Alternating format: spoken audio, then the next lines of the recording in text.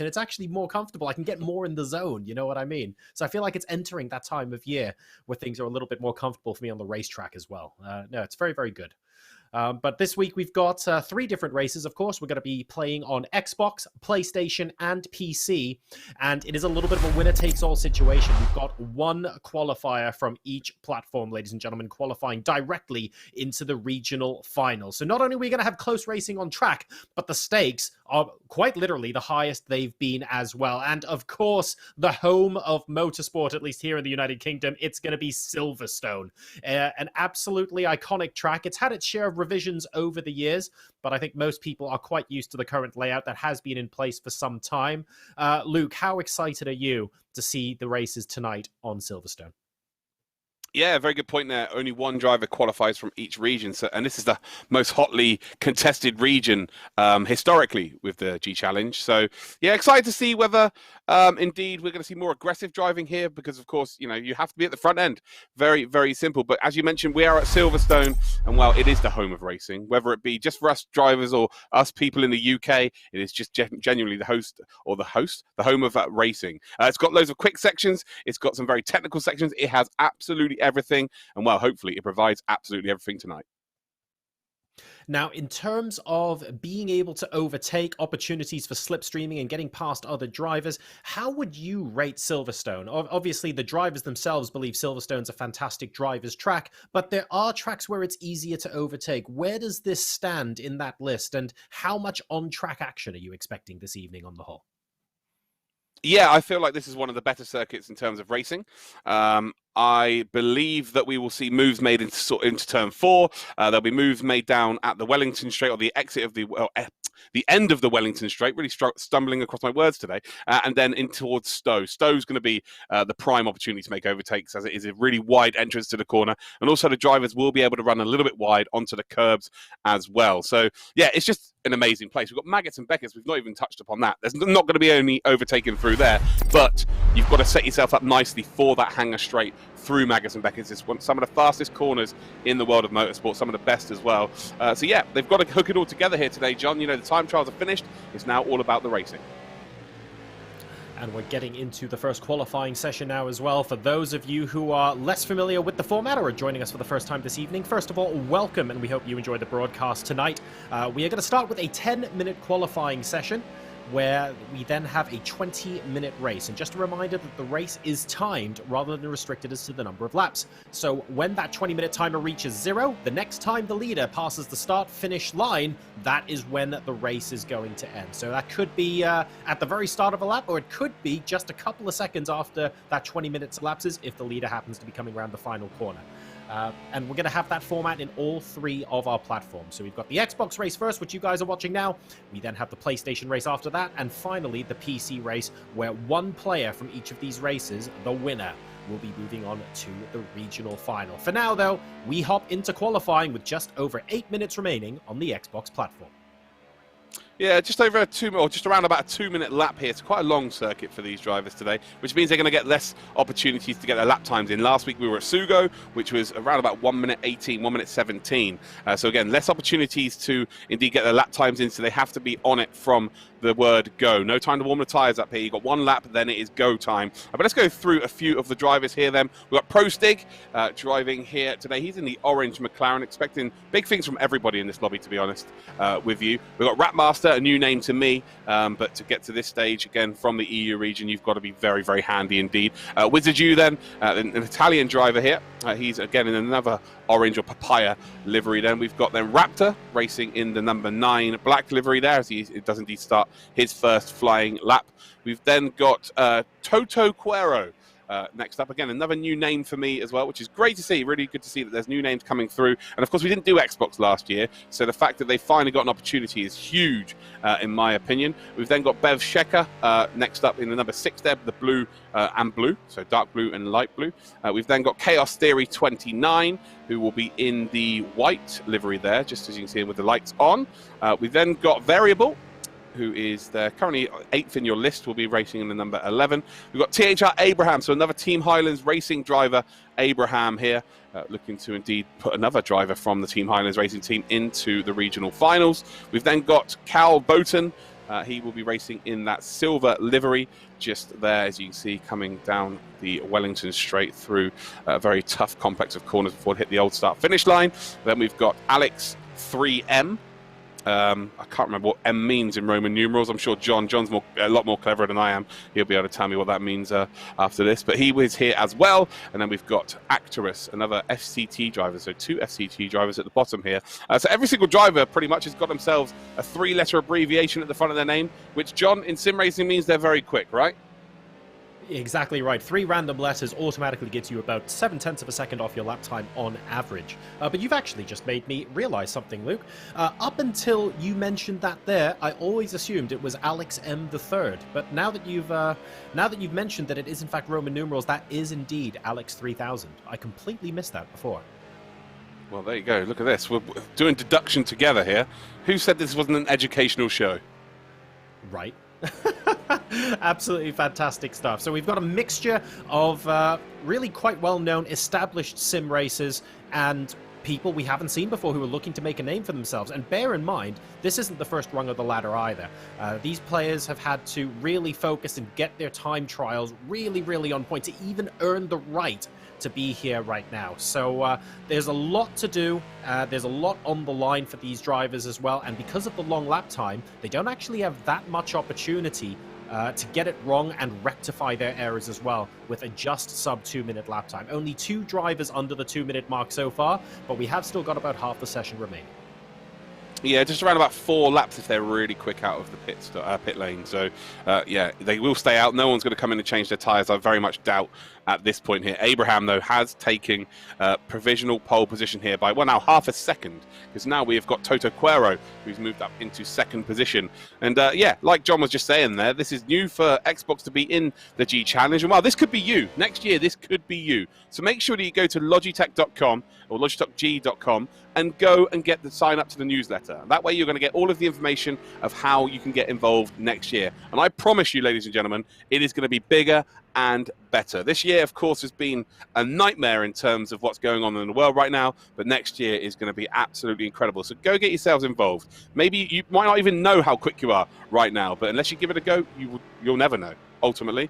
So yeah, definitely go and get signed up to the Logitech G newsletter, and all that information will be provided to you when it does indeed come out. But as it stands then, it is still Abraham who actually has changed his tyres here, so he's going to go for one more flying attempt here. And then we've got Toto Cuero just coming across the old start-finish line. Let's check it out from his cockpit view here. As we come through Cops onto the curb, grabbing loads of curb here. Can't really run too far wide out there, otherwise it will indeed be a slowdown penalty. But this is the very famous Maggots and Beckett's complex here. Again, you've got to set yourself up perfectly here by going as far left on entry, and then you've got to, again, maximise as much as you possibly can. And that, oh, he saved it. Fair play. That's going to have lost him a lot of time. But ultimately, he has saved it. That could have been really bad. But again, it's all about setting yourself up for this straight here. You need to be maximising your speed on the exit. So indeed, you're not in the race. Ultimately, you're going to be under a lot of pressure from someone behind you, but also you can attack someone in front of you, unless you're in first position. If you can maximise your speed on the exit there, you're going to be in a great spot, that's for certain. Again, using the curbs as best you possibly can to help rotate the car. That's the best strategy with this car and around this circuit here. The curbs are almost as wide as the car themselves. Just a missed apex there ever so slightly. Again, you've got to set yourself up for this final couple of corners, and that is an invalidated lap time there with the cut, unfortunately. And well, that actually, we could just about get one more lap time, and if he's out the pits very quickly. But it is still Abraham then who is the quickest here. A 1:59.1, which was the banker time, but drivers are starting to get quicker here. Raptor only 2.5 tenths off now, John, and it is closing up here. I have a technical question, actually, because of that mistake in the invalidated lap time. If I remember correctly, when we have seen the Logitech McLaren G Challenge so far, when the checkered flag falls at the end of qualifying, drivers get, I think it's 90 seconds to complete the session, or at least that it was 90 seconds for the last couple of weeks. Does that mean that because the lap time is about 2 minutes, there's no way for them to get another lap in?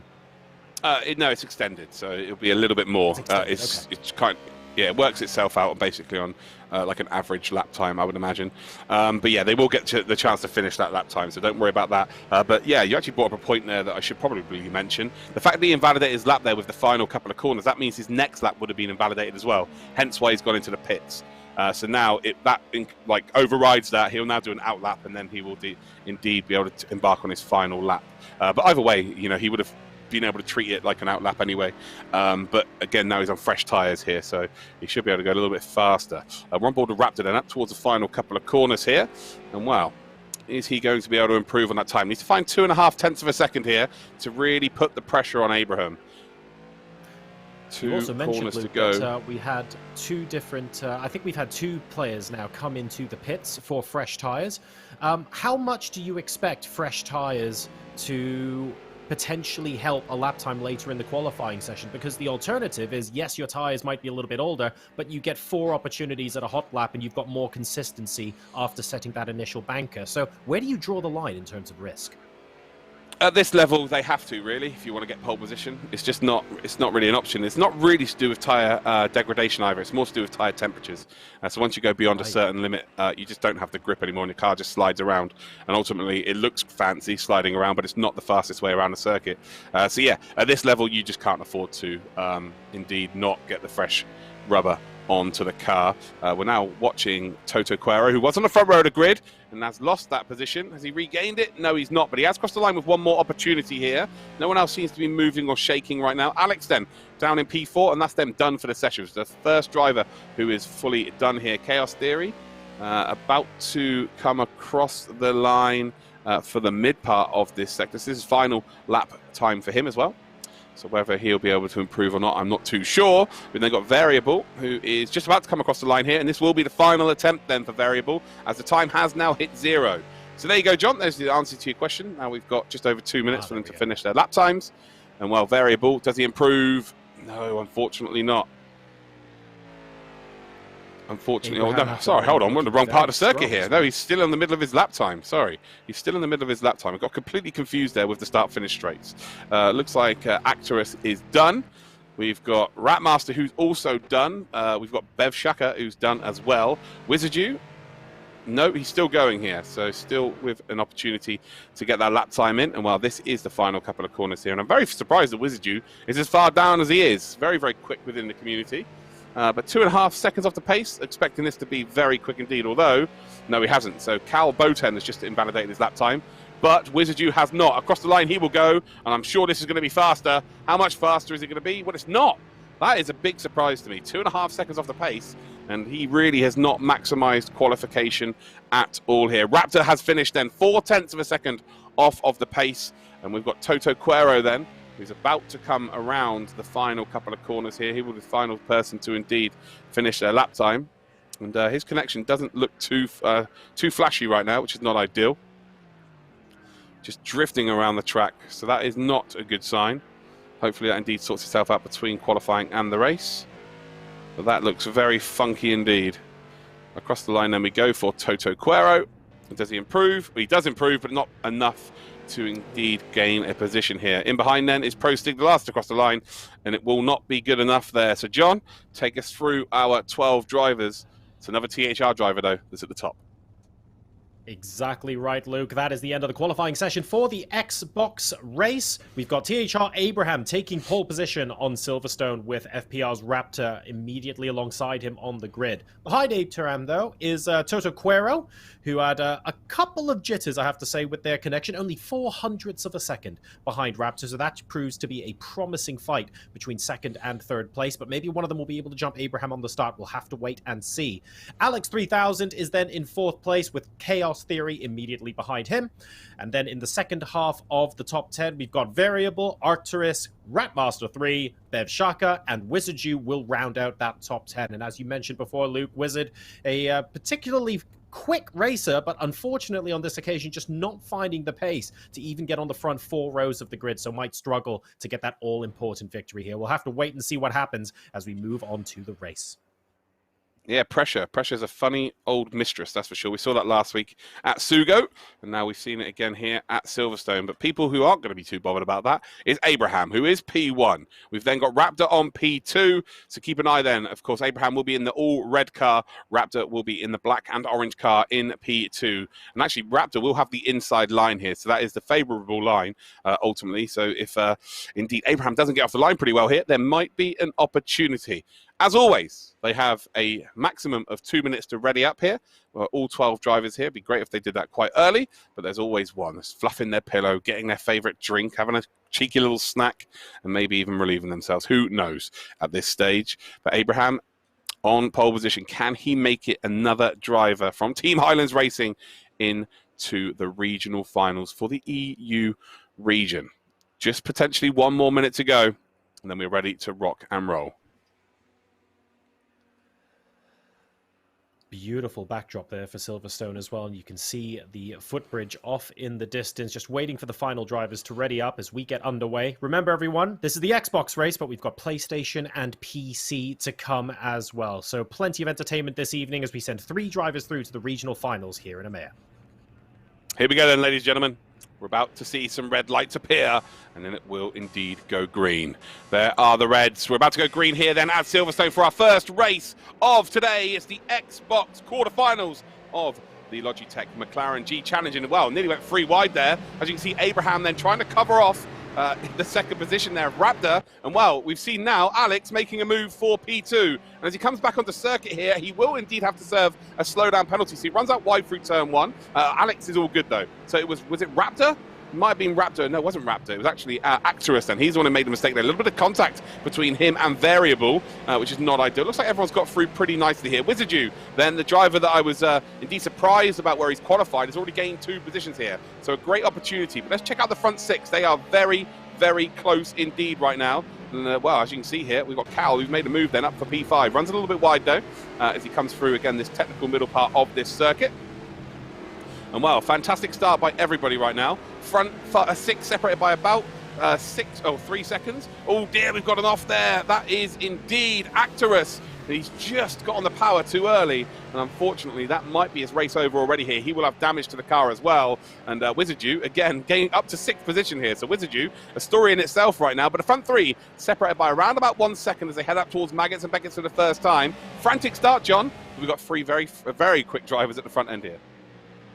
It's certainly not going to be a procession, I'll tell you that. There's so much action going on both up and down the field. 4 places already gained for Wizardu, but there's going to have to be a lot more if he wants to try and challenge for one of these positions. We're watching the front 3 right now, separated by just over a second, and plenty of slipstreaming and opportunity to overtake. Silverstone is really serving up a dose of excitement, I would say, in today's Xbox race, and hopefully all of our races are this or more as far as interesting is concerned. Really, really excited to see if we can get some moves done in the first couple of laps here, especially by Raptor in 3rd place, who looks like he is very, very eager to pounce. Well, this is what Abraham wants. Abraham wants Raptor to close in on 2nd position here of Alex, because then they battle. We saw it last week with Fens from the Xbox, actually just drove away because of the battling in behind him. So right now Alex needs to stay with Abraham. He cannot let him go. And he doesn't want to have a battle for 3rd position. He just wants it to be between him and indeed Abraham. As soon as Raptor gets involved, then it could spell trouble for both of them at this point. And actually, already you can see that Abraham now has taken another 0.6 of a second through the 1st sector here on lap number 2. And oh, we've got a penalty then. Alex has got himself a penalty, and that is 1 second. So not a good start here. And that's where he's lost his time. He's tried to indeed get rid of the slowdown penalty, and ultimately it's not worked. So he slowed down and received a penalty. So needs to be a little bit more careful. It's just not good. Not a good start here. Now they've got to be hoping for a mistake from Abraham. But Abraham looks so quick in qualifying, and he looks so quick right now. So it's all right now for the THR driver to lose. That penalty certainly helping him quite a lot. It means that there's going to be a little bit of a more chilled out gap behind them. Alex 3000 is going to be very frustrated with that, but the goal at the end of the day is to try and close the gap as much as possible. There's an opportunity to make up the time if you can make up the distance on track. But early on, I feel like Abraham not only has played his cards right, but maybe is getting a little bit fortunate that the cars behind him now have other things to worry about other than just focusing on catching him on track. Yeah, absolutely. It genuinely has become a 3-horse race very early in this race, as we've come to expect really from the Xbox side of things over the last few weeks. For Raptor right now, he has to make this move. He has to get this done as soon as possible, because he can see Abraham is off into the distance. So there's no 2nd place chances, no 3rd place chances. It's all or nothing right now. And Abraham is going to be absolutely loving his life right now. Raptor then has forced a defensive move there from Alex. to come up towards the final couple of corners here. They are side by side. Alex holds a very, very tight line and indeed holds on to that position. Raptor then has to just get off the gas there, nearly runs into the back of Alex in second position. But again, this is just giving Abraham more opportunity to drive away. So yeah, not ideal here. We're on to lap number 3. And as you can see in the background, there's a nice little battle here, battling for P4. But again, if they go side by side, it's just going to cost them time to the leaders. And Abraham, by the way, is the only driver in the 59s there on lap number 2. He's done a 59.7.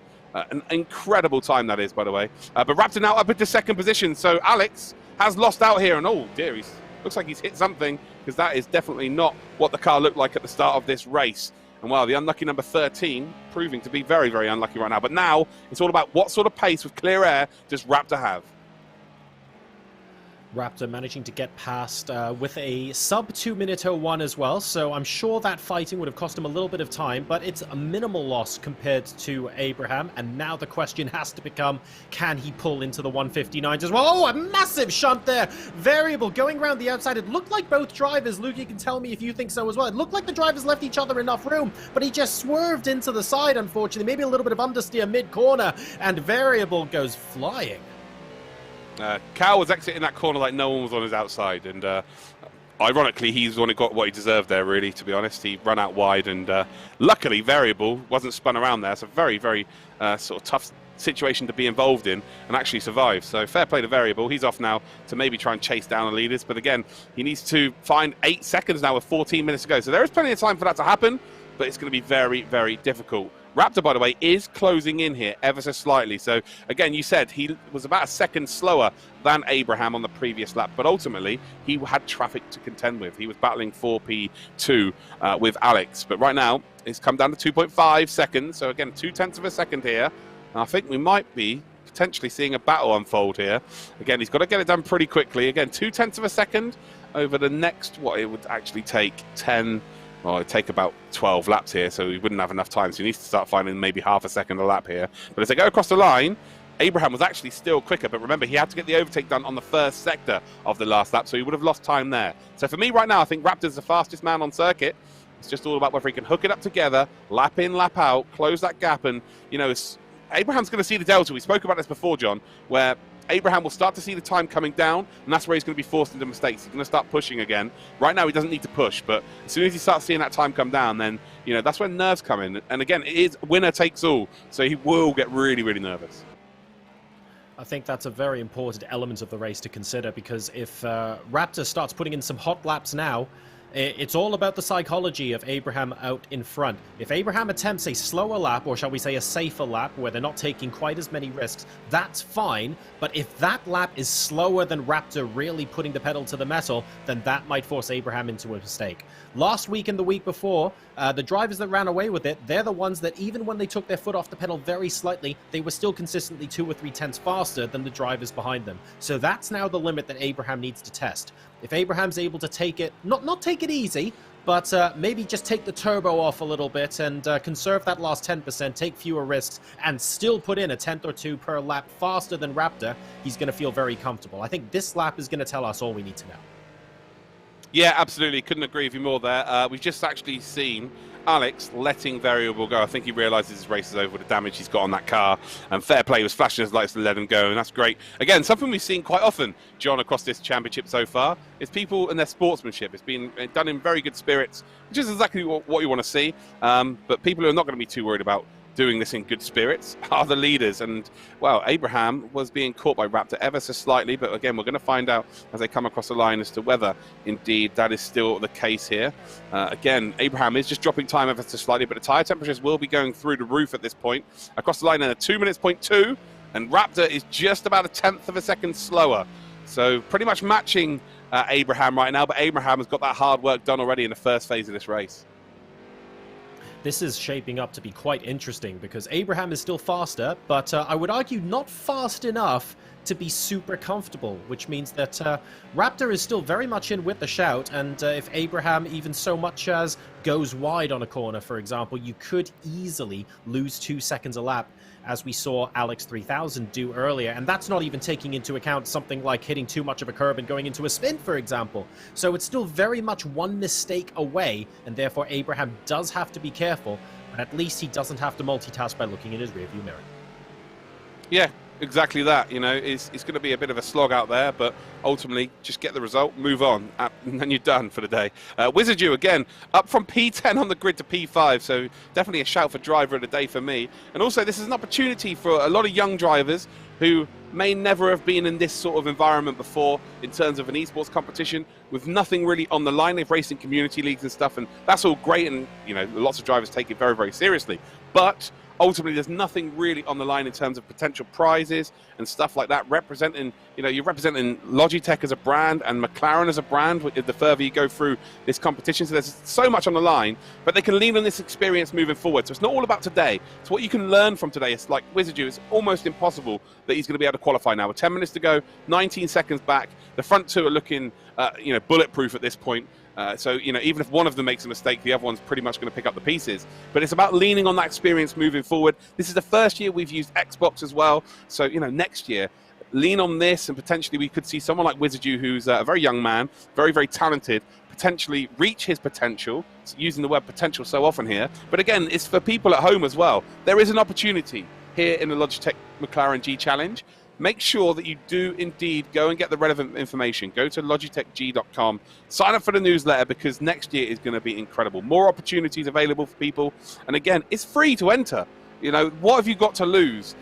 Maybe you think, oh, I'm not quite as quick as these drivers. Well, until you know, put a few hours in and really put your mind to something, have an objective to go for, you never know. Trust me. You know, some of the drivers you're going to see potentially win this championship 12 months ago, 24 months ago, they were maybe in the bottom 40% of the sim racing world, but they've put their mind to it, and we're seeing new talent coming through. So there's an opportunity for a lot of drivers here. And well, talking of opportunity, Abraham now 6 seconds in the lead. So Raptor has not had the best of laps there, unfortunately, on the previous one. And actually, he had matched Abraham there. So he had done 2:03 twice in a row, had Raptor, and really was trying to pile that pressure on. But right now, with 8 minutes, 50 seconds to go, Abraham is looking very, very good. And well, Team Highlands Racing, with Operator already in the North America finals, they are looking very strong in the Logitech McLaren G Challenge. Raptor pushing as hard as he can to try and get some lap times a little bit faster than Abraham, but unfortunately making a mistake as he did so. We were saying that even just running wide in a corner could cost you a couple of seconds. Unfortunately, for the lead of the race at least, it means that Raptor has now dropped a couple seconds to Abraham as opposed to the other way around, so we're not going to see wheel-to-wheel fighting for the lead of the race at the moment. But you're quite right, Luke. The opportunity is definitely there for these drivers. Take Wizardu, for example. Arguably a driver of the day worthy performance from him there, especially if he continues and maybe can even catch up to something like 4th place, which would be amazing from 10th on the grid. And while he wouldn't progress from this qualifier, that would be really, really good for him and boding well going into, for example, one of the wildcard tournaments. So Wizardu has a lot of positives to take from this race, as do a couple more notable drivers, even though right now in 1st place, it's all about Abraham. Yeah, I think we will see a few of these drivers, like you said, come through the wildcards. I'd be very surprised if we didn't. And I'm just wondering whether some nerves have affected Wizardu here, because I've seen him racing previously, and he is one of the very fastest on Xbox around the world, let alone just in this region. So yeah, I think maybe some nerves have got to him here. First major esports event that he's been involved in. But yeah, the future's bright for him. But now he's being caught here by Cal. So Cal looking to potentially, well, he's just missed the apex there through turn 1, unfortunately. But again, he is closing in on a top 5 here. And again, as a racing driver, obviously with this being a winner takes all format today, winning is everything. But if you can't win, you want to get a podium. And if you can't get a podium, you want to reach that top 5. And this is the battle for the top 5 then. And so Cal Bowton versus Wizardu.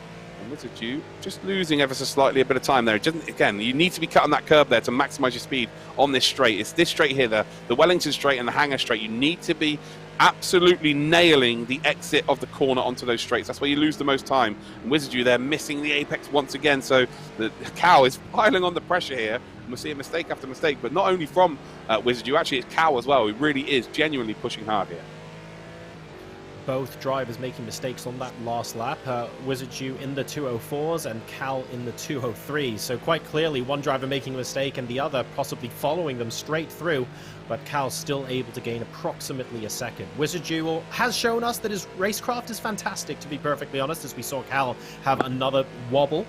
because he had to battle up to 5th place, starting 10th on the grid. So there can be no question about the experience and the racing pedigree that Wizardju has, but even the best drivers in the world are prone to mistakes. The question is what they do to recover. So all eyes on the next lap and whether Wizardju can recover to start to gap Cal once again.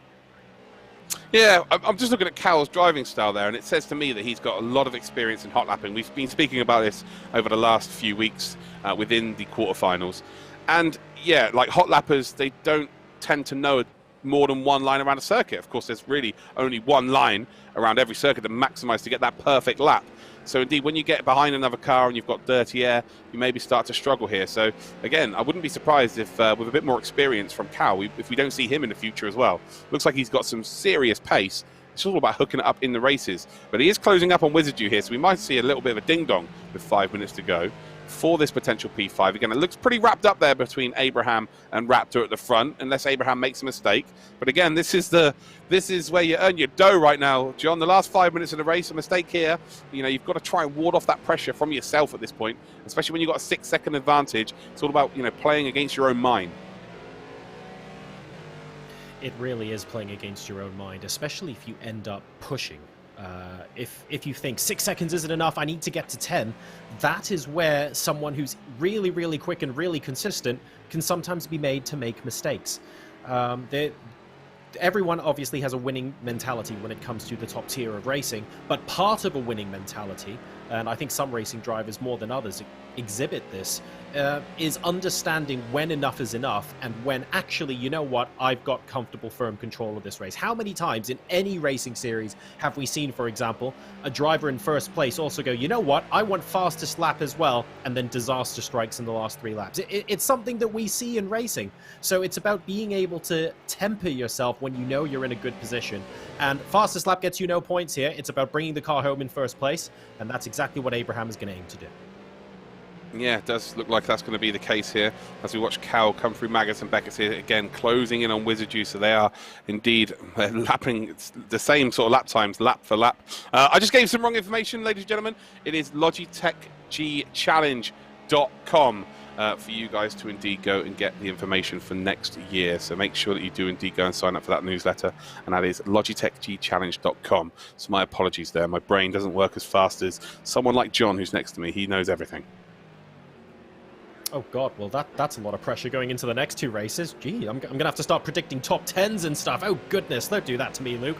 No, you're doing a fine job from where you are, mate. And the action on track, thankfully, has someone like you to present it to the general public, which is fantastic. And I'm really pleased, by the way, to see that even though first and second place are all but wrapped up at this point, look at this battle continuing to unfold. Cal does not know when to stop. I am loving this race. Oh god. Well, I almost feel like I cast a curse. That is an excellent battle, but Cal may be a little bit too eager and thus late on the brakes, going right up the tailpipe there, unfortunately, on that particular time.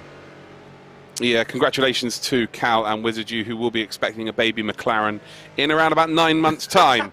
Although, as we come down the Wellington Straight there, they are side by side, and Cal now is going to try and make that opportunity, and well, he runs out wide here. And again, maybe just seeing that he's a bit of a hot lap specialist. Wizardju will take this opportunity back here. I'm not trying to say he's going to retaliate, but yeah, that wasn't the cleanest of overtakes there from Cal, that's for sure. So the top 5 now currently is Cal, but now Wizardju's got to try and indeed use the slipstream now, try and get underneath that rear wing and try and force a mistake here. But as it stands, Abraham still leads, Raptor second. We've got Variable is in third then. Alex, who's got some serious damage, by the way, still holding on to P4, although he is lapping slower than... He's actually second slowest on circuit right now, so that damage has been huge. But ultimately, he did loads of the hard work earlier on, so to get himself into P4. But again, this is the battle on circuit right now. This is what we want to be watching. And it is indeed between Wizardju and Cal. Wizardju is very, very close indeed as they come then onto the hangar straight up towards Stowe. There's an opportunity knocks here. Wizardju not really in the slipstream there. Just stepped out ever so slightly. Needs to be right underneath as close as he possibly can. Up towards Stowe they come, and Cal takes a very defensive line here. So on the exit, he might be a little bit compromised. And can Wizardju take full advantage? As they do indeed now head onto... Are we going to be on the final lap? Where is Abraham's? Abraham crossed the line already. Surely here. No, we are... I don't know. I don't think we'll have one more lap to go, actually, after this. As we look then on from Wizardju. So he then is just in behind still, not really close enough to make an opportunity here. And he'll be seething, because that wasn't a fair way of making an overtake there by Cal, that's for sure. Again, I'm not going to treat the audience like they're stupid. That wasn't fun to watch at all. And I think as Abraham, it's going to be close here with 57 seconds to go. This could potentially be the final lap of this race. So let's give Abraham a little bit of camera time then as he comes up towards Maggots and Beckett's, which again potentially could be the final time. It's going to be very close as he crosses the line. But what a performance it's been here. Qualified pole. He set the best time in qualifying on his first attempt. He actually did indeed improve just a little bit by a couple of hundredths, but his banker time would have been good enough for pole position. So he's just been on a bit of a different level here as he comes then on towards then the final back straight. Well, are we going to see any showboat and any weaving? I don't think we will. It is the quarterfinals here after all. It's just about getting the job done. Up towards Stowe then. And he's just going to take a nice wide entry here. Just wants to make sure. I very much doubt he's going to take any curb whatsoever. Doesn't want to be indeed losing the car here. And well, with only, 5 seconds to go, this will be the final lap of today's race then. A couple of corners to go. And THR Abraham has been absolutely bulletproof here today. And he will be our first winner from today. And he will, representing THR, be into the regional finals here of the Logitech McLaren G Challenge. Nice work there by Abraham. It will be Raptor who finishes in second. It looked like he might have the pace to indeed, well, he was actually faster on the final lap there to put a bit of pressure on, but unfortunately his battle with Alex may have cost him here. Variable will come across the line in third spot then. We've then got Alex 3000, as you've well pointed out there, with a load of damage on his car, but fair play to him. You can see that he's struggling with turning, that's for sure. But let's go on board with this Wizardu versus Cal, and will Wizardu be able to take this spot at the death? Does not look like he's quite close enough here, so Cal will be able to hold on. But what a race, John. THR Abraham, very deserved winner. Absolutely. Really good race and a couple of standout performances as well. Variable, especially after being involved in that shunt earlier in the race, still able to take a podium position. And of course, Wizardu with that incredible battle with Cal. But don't forget, Wizardu started the race in 10th place as well. So all sorts of fun up and down the field, but realistically, Abraham was in a class of his own and is a very, very deserved winner going through to the EMEA Regional Finals. So congratulations to everyone in this race. There will be other opportunities, of course, to people who didn't qualify to continue to push their way through, and they'll be able to do that through the wildcards. But for this race specifically, one driver is going to go through, and I do believe that is Abraham. We've then got, of course, 2 more races coming up after this. We have the PlayStation and PC. But these guys have really given us some solid entertainment to start the night.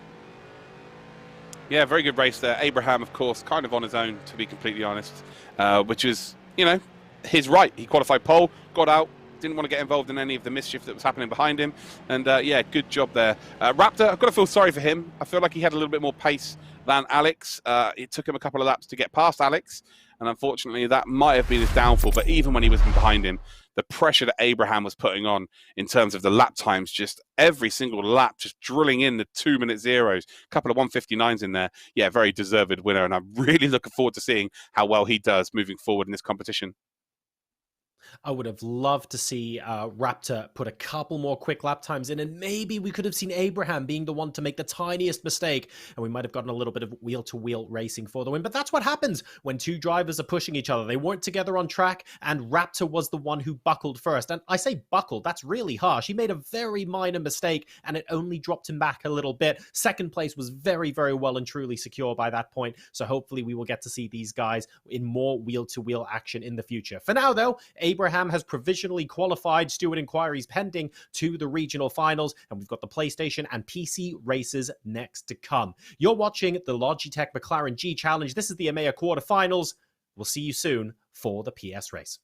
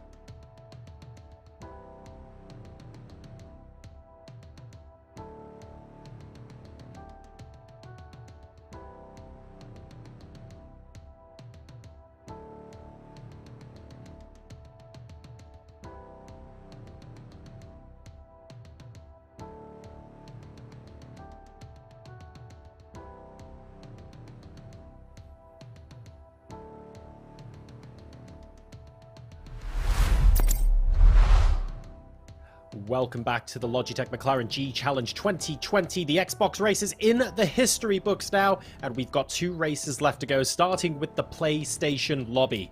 Now, Luke, the first race, okay, we had fewer drivers than we did, but at the end of the day, we actually had quite an incident-packed race. There were drivers, unfortunately, hitting the back of each other, but also some really nice wheel-to-wheel racing where people were trying to go around the outside in places like Stowe, which I think is ambitious on a good day, to be honest. And we had 3 or 4 different incidents in that race. Are we likely to see more of that heading into PlayStation? Yeah, absolutely. I think we're heading to a little bit more of an unknown here with PlayStation because a lot of the top PlayStation drivers have migrated to PC over the last 12 months. So there's lots of new names. I think it's going to be really, really exciting. But as we were talking about percentages last week, there's less percentage chance of going through because there's 16 drivers, 1 spot. So it's, yeah, not ideal, but I'm sure we're going to see the very best from these drivers today. Now, we happened to see in the Xbox race, Abraham... Well, to be fair, he was pursued by Raptor for a bit, but eventually in the second half of the race, really running away with it. And let's not gloss over it. He got there by being on pole position. Is being on pole just going to be 100% the way to go? What do you think is the likelihood that someone who doesn't start on pole might win this next race? Can it be done? It definitely can be done. You just got to look at Wizardu as a little bit of inspiration. So he went from P10, ultimately finished in P6, but he got as high as P5. So you've got to use that as a bit of inspiration. And I'm sure all of these drivers would definitely have been watching the first race. It is a circuit that does promote overtaking. But of course, you know, pole position does normally bring the prizes. So, yeah, everyone will want to be on pole position. But it's not over, you know, just pole position, they're going to win. It's just not really how it works. So I'm excited. I'm excited to see how this works out. And now that we've got, well, potentially 16 drivers in, of course, later on we're going to have the PC race, which will have even more drivers. But in each of our races today, only a single driver is going to qualify through directly to the regional quarterfinals. The drivers will have an alternate opportunity, of course, through the wildcard tournaments, but it is just 3 people we are sending through to the EMEA finals today. And as you can see here, we are back on Silverstone, which will be the venue for all 3 of our races. It's provided some very exciting races, some very exciting racing, I should say, in the Xbox race, and now we look to see how it translates over onto the PlayStation platform. Qualifying will get underway in just a bit, just a shade under 6 kilometers or just a shade over 3.5 miles, depending on your units of choice. And really not a lot of room for error, Luke, because unlike last week, it's a relatively long lap time. So you don't want to, like one of our drivers did, invalidate both your current and next lap and effectively have to start again. Yeah, exactly that. There's 2 very technical parts of this circuit. We're actually watching as the driver comes through here. Maggots and Beckett's. This is one of the I guess it's really technical, but it's fast. It's really fast and furious there. So you have to make sure that you're maximizing your speed through there. So your entry through there is absolutely key. If you make a mistake on entry, you're then going to mess 4 corners up, which is going to lose you between 1 to 2 seconds, like easily. Whether you're the best driver in the world or not, you're not recovering if you make a mistake on entry through that corner phase here. But as indeed we come up towards the final part of the circuit, this is the most technical, the toughest part. Although we are now going to look at the Silverstone building here, which is beautiful. I've been there. I love it. Absolutely love it. There's a very interesting cutaway of the track there, back onto Maggots and Beckett's. But yeah, it's like you say, it's very, very technical in terms of getting the right line, does Silverstone. Although it does another wonderful thing that not many racetracks do a good job of, Luke, which is even though the correct fastest line is very, very technical, there are still multiple racing lines through a lot of these corners, which enables a lot of that side-by-side racing, those crazy moves around the outside that we might occasionally see, and otherwise around this track. It's so much fun for drivers to try and sneak their way by using a different line around a driver, well, basically around any of these corners here. And I don't actually think there are that many corners where someone hasn't tried a lunge at some point based off of all of the racing that we've seen in Silverstone. So I'm hoping we get some really good on-track action in the second half of the day. Yeah, pretty much guaranteed for sure. We've also got the PC race coming up as well, which is 23 drivers, I believe. So that's going to be absolutely nuts, and only 1 driver going through there as well. So yeah, we're heading into the lobby right now. We're ready to rock and roll here for our second race in PlayStation 4. Again, 10 minutes qualification. into a 20-minute race. Lots of new names. There is one name that I will go on board with straight away, and he's a bit of an OG of the Project Cars scene. Back from Project Cars 1, back when we had the ESL Go 4 Cups every single Sunday, is a driver called TX3 Joker. So yeah, looking forward to seeing indeed what he can produce today. And actually, I'm going to go as far to say here that he might be one of the favourites to go through. So John, qualifying is about to begin. What a time to be alive.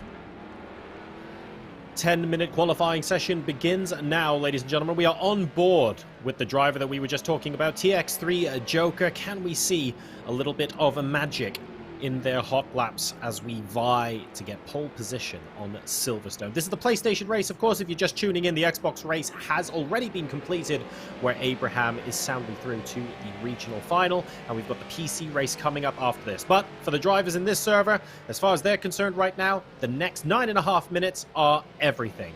All eyes are on the battle for pole position, and thus giving yourself the maximum opportunity to come home with the race win here. And this week, the race win means everything, because we're only sending the race winner through automatically to the regional final.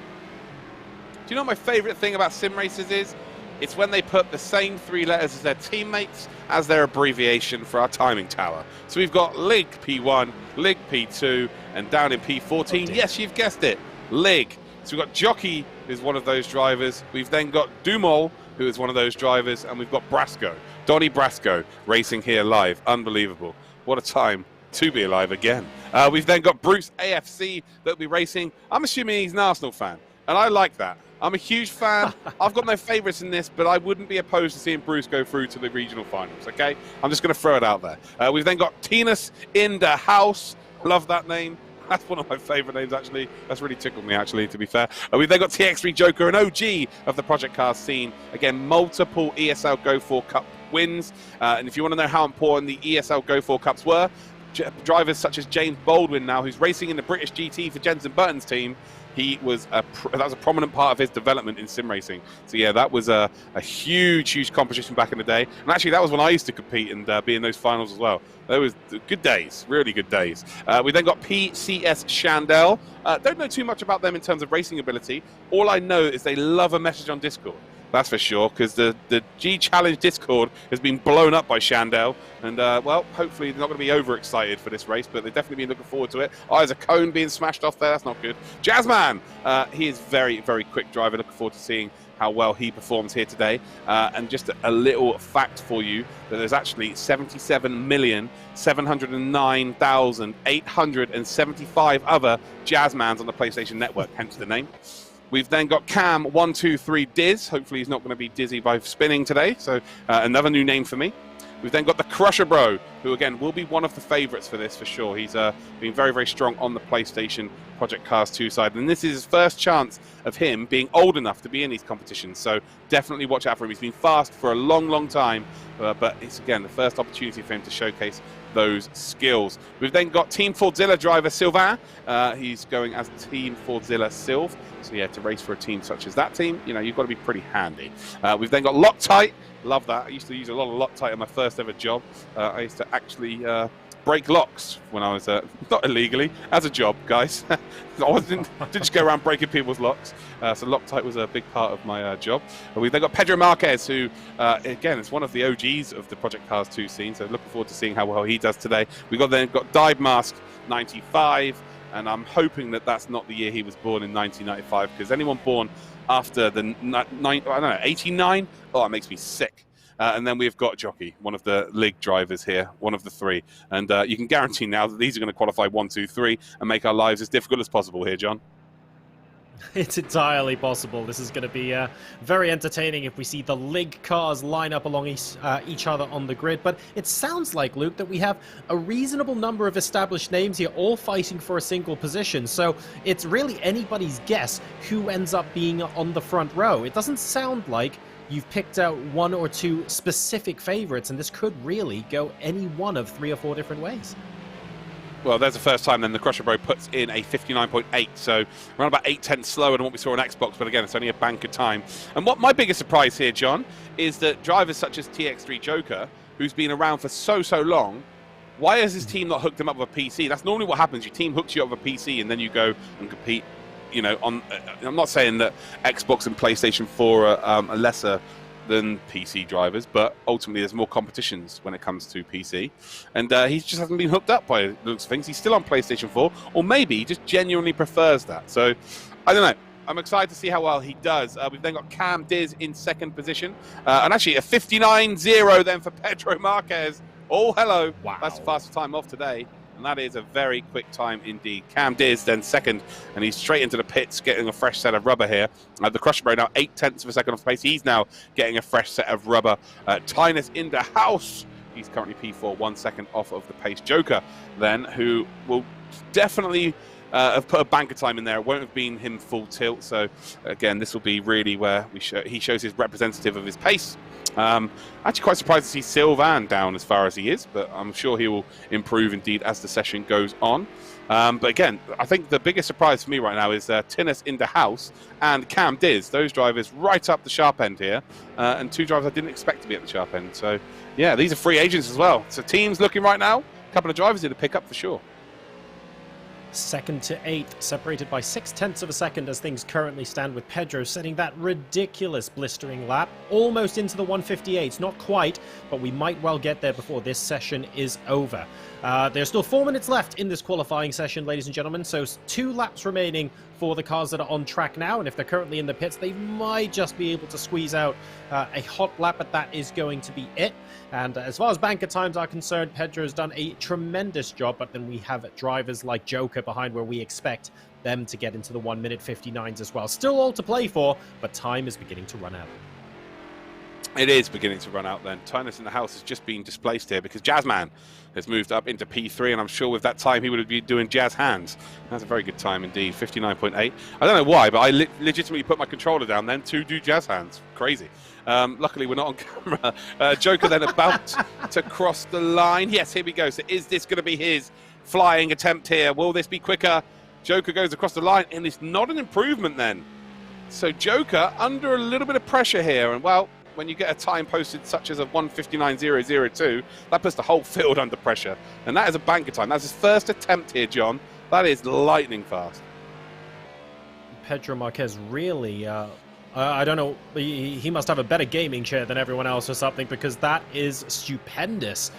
Being 0.8 up on the entire rest of the field is something that perhaps we didn't expect going into this qualifying session. There is still time, of course, for people to improve, but like you say, the pressure's got to be on for people like Joker, where, yes, of course, I've got a banker time on the board at the moment, but that banker time is 1.3 seconds behind. I mean, that is absolutely massive. That's like almost running wide and making a big mistake going onto the grass kind of territory. So really need to find every square inch of tarmac they can to see if they can pull back a bit of time on Pedro and try and steal pole position from under his nose. To do that, though, they basically have to get into the 158. So the bar has been set very high. I'm just looking at Pedro Marquez's demeanor here. He looks so smooth, so in control here. You see a lot of other drivers, they're on the absolute limit of the car. So you see in the car's rear step out a hell of a lot there, and they just don't look controlled, calm, and composed. But Pedro Marquez just looks just so in control of the car right now. And again, look at him set himself up here for Magus and Beckett. And well, I say get the car sideways. That is intentional there more than anything, as we do indeed head then back onto the hangar straight for up towards Stowe. Runs a little bit wide there, just about gets away with it, and you see he's closing up to the car behind here, so we might be able to gain a couple of tenths. And will we see our first 58? That's the question. I guarantee you we're going to see 58s on PC, and I think we're going to see multiple 58s on PC, but I'll be going to see our first 58 on PlayStation 4 here this evening, up towards then the final couple of corners. And he will get one more lap time in as well here, so he's got a fresh set of rubber on. He's going to have another banker time posted in, and now he can go balls to the wall for the final attempt here. Joker up to second. So yeah, going to be interesting to see how well he does in terms of the race. And actually, no, Cam's just gone into second as well. So the times are tumbling here. Pedro across the line does not improve. So, Cam's done. Qualifying over for Cam then with that spin. Very unfortunate here. Joker's got another opportunity, but they are starting to get closer here, John, but it's still 7.5 tenths. Pedro Marquez is on a different planet right now. I was taking a look at the steering wheel and what the delta time was between the lap that Pedro Marquez just set and the one that's on the timing board, and I believe he was less than half a tenth away at the line as well. So Pedro is trying to break into the 158 barrier, and they will have one more opportunity to do that. But Joker now is very much on a charge. So back up the timing boards with a 159.7, just 1/10 behind Cam right now. And there is a possibility of him leapfrogging into second position, or if we see something sensational, potentially contesting for pole. It's not in his hands, though. If the driver in front makes a mistake or he's not as quick, it will be qualifying over, and he's just closing up too quickly here. I don't think that he's going to be able to get a faster lap time in. He's going to be held up here. There you go, he's held up. And unfortunately, that's going to cost him, I think. Unless he can get right underneath that rear wing and use it as slipstream, I don't think it's quite going to work out here. So Joker looking for that pole position. And yeah, the driver in front is on a fast lap here. So Joker pulls over to one side. That is qualifying over for him. He's on the second row of the grid. He is someone, if there is someone who can get from third and win this race, he is one of those drivers. Very, very high pedigree. I'm telling you that now. Shandell, very, very good time here. But actually, look at this, John. 0.03 of a second, separating second to fourth.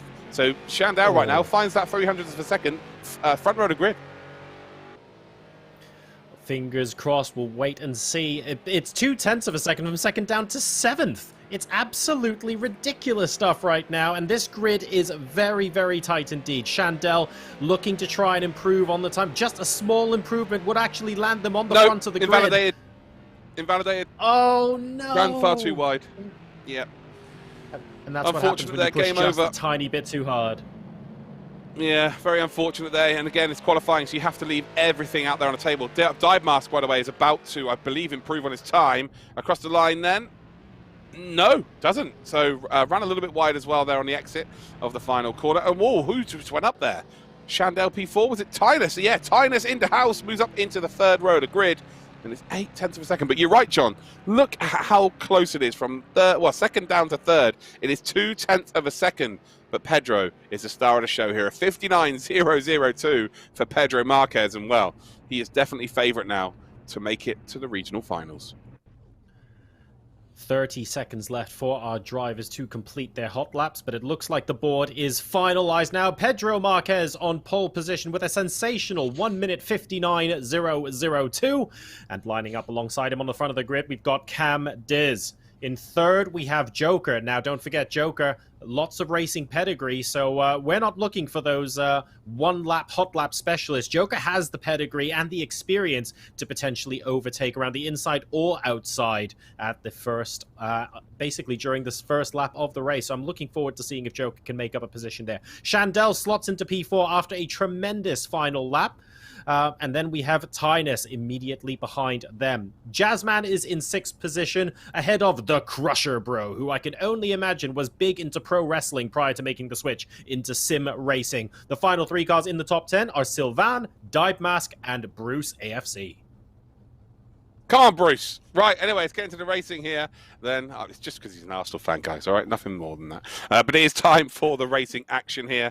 Hopefully the drivers do indeed ready up nice and quickly for us. That'd be great. But Pedro Marquez, 27, is on pole position. Will he take a leaf out of Abraham's book from the Xbox race earlier today and, well, run out ahead there, take all of the opportunities and run away? It's perfect for him right now because, like we said, between second and ninth is only 0.2 of a second. So they're going to be very, very close indeed, and it's going to be a scrap, an almighty scrap, that is for sure, in the midfield battle here. So if he can get away, he's going to be in a good spot.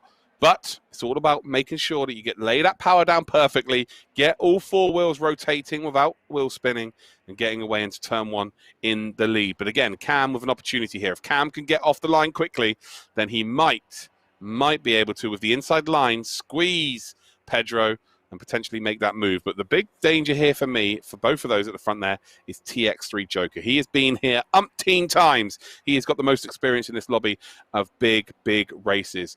And, well, he tends to deliver when the pressure is on. The pressure is on right now. He is in that top three.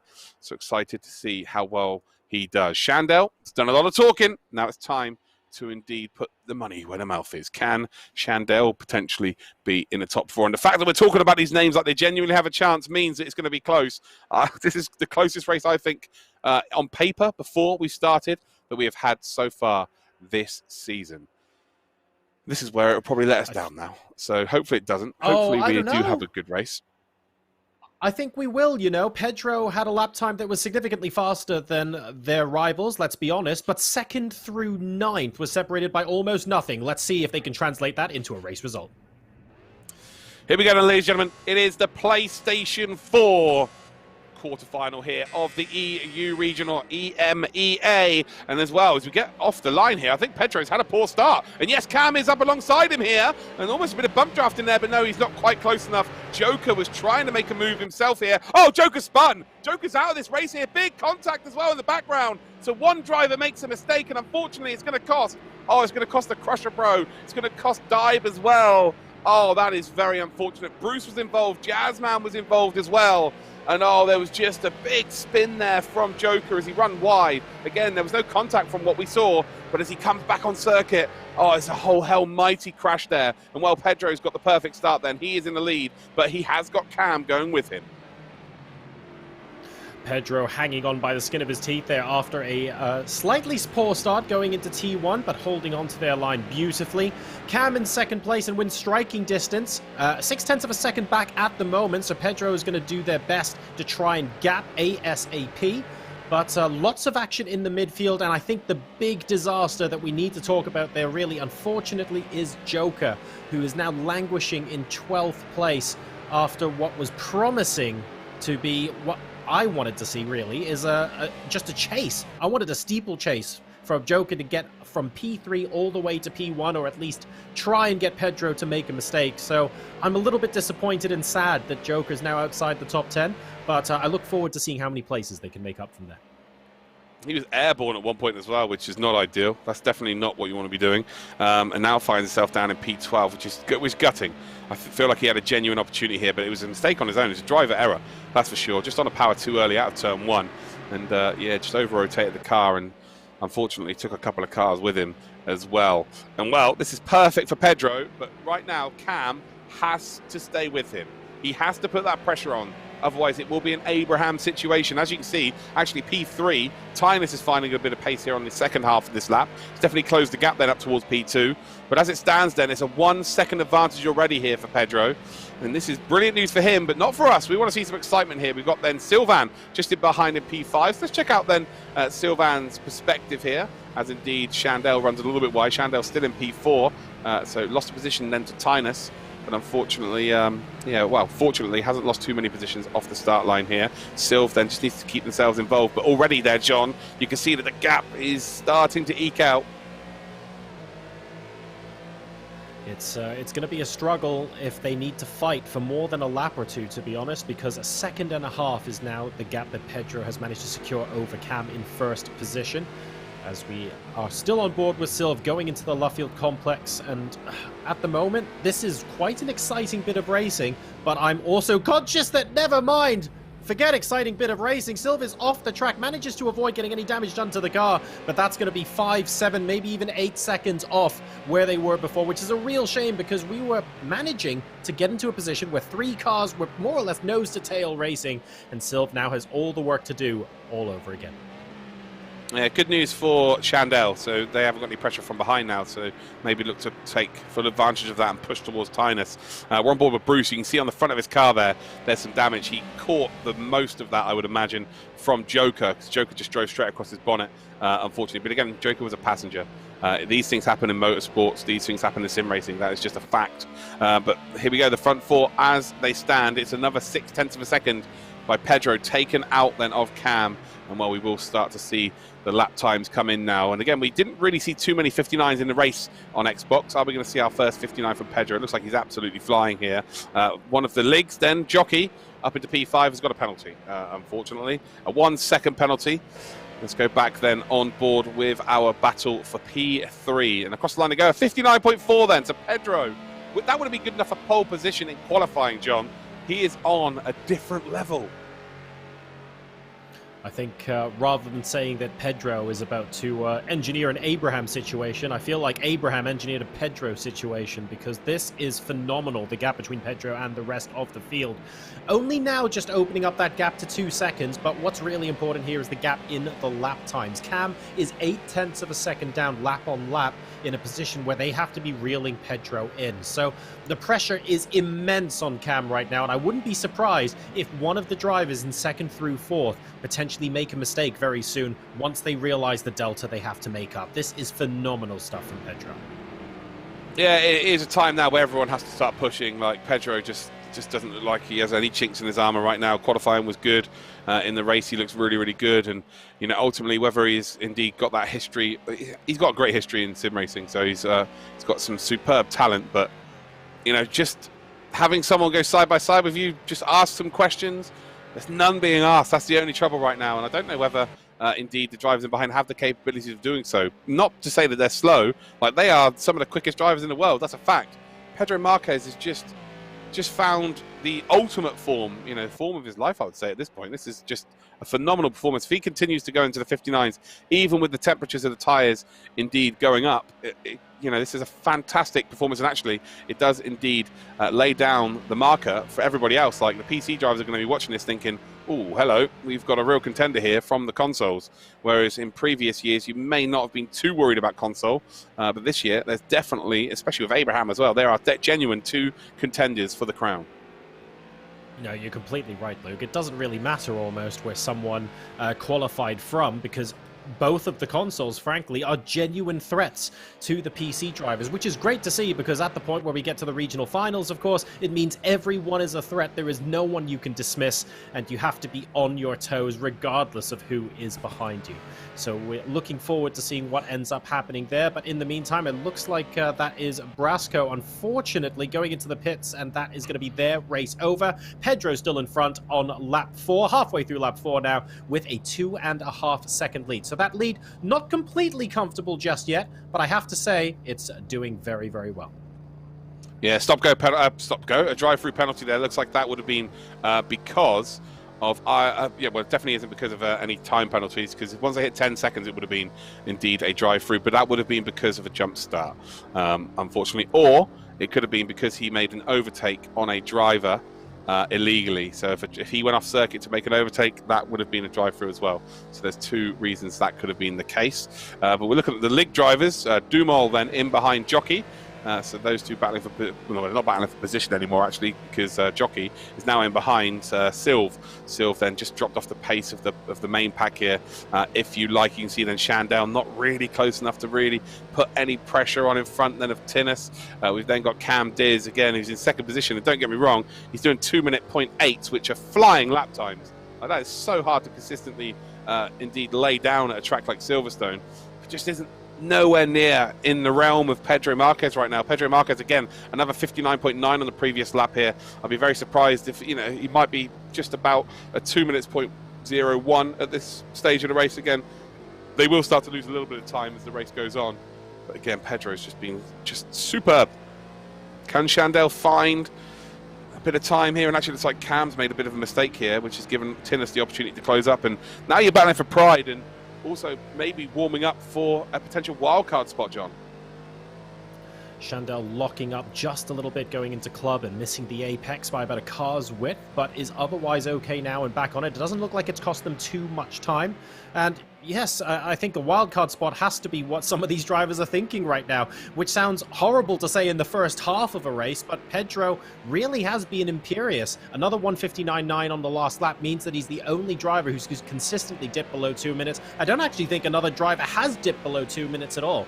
And that's important because it's the consistency from Pedro. It wasn't a flash in the pan, that 1:59. It was the pace that Pedro can do lap after lap after lap. And the gap to the leader is showing exactly that. Over 3 seconds now from Cam. And he's just going to be looking to sit at a comfortable pace and try his best to cruise out the second half of the race while hoping to turn that gap into something like a 5-6 second comfortable lead. Yeah, it's, again, a superb performance.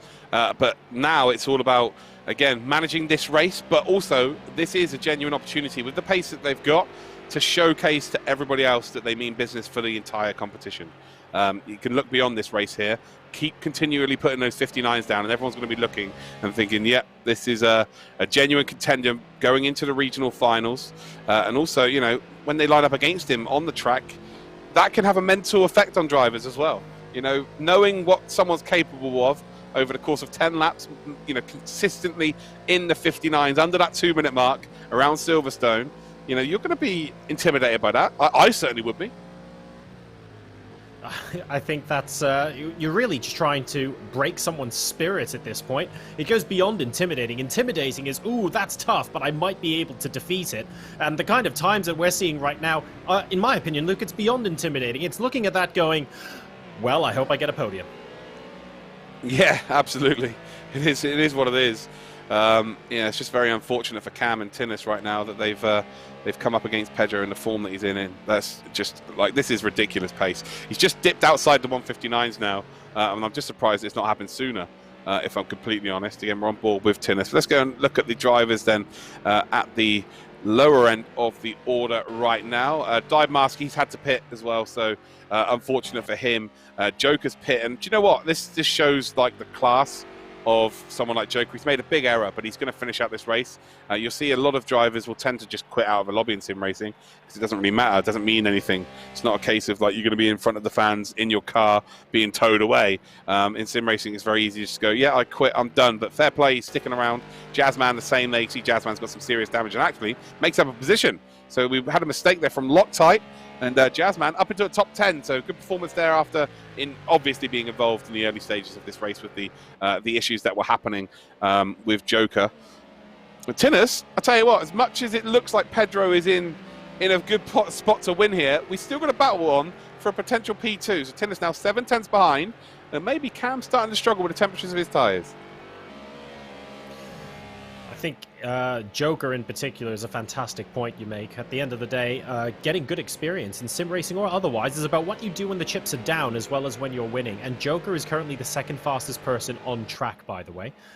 We've got Pedro on a 2-minute 0.1 and Joker's on a 2-minute 0.2 the last time around. It has slipped back to a 2-minute 0.6 now, but very, very much on the pace for a potential P2 if Joker was still there. So it's a pity that we were robbed of that opportunity, but that said, this battle for P2 is going to be quite interesting indeed. Tinus is trying his best to close up the gap on Cam. They're managing to keep it to within a second, but they're going to have to try and get in the slipstream and start generating those overtaking opportunities. Yeah, they will. Again, it's around about 8 tenths now, so Cam has acknowledged the fact that he was being caught, and, well, again, Tinus half a second quicker, so he is closing that gap overall. Shandell will look for that opportunity as well, though, with a penalty, 1 second. Looks like Jockey's just made a move here on Silv. Yes, Silv's made a mistake somewhere. He's now outside the top 5, unfortunately.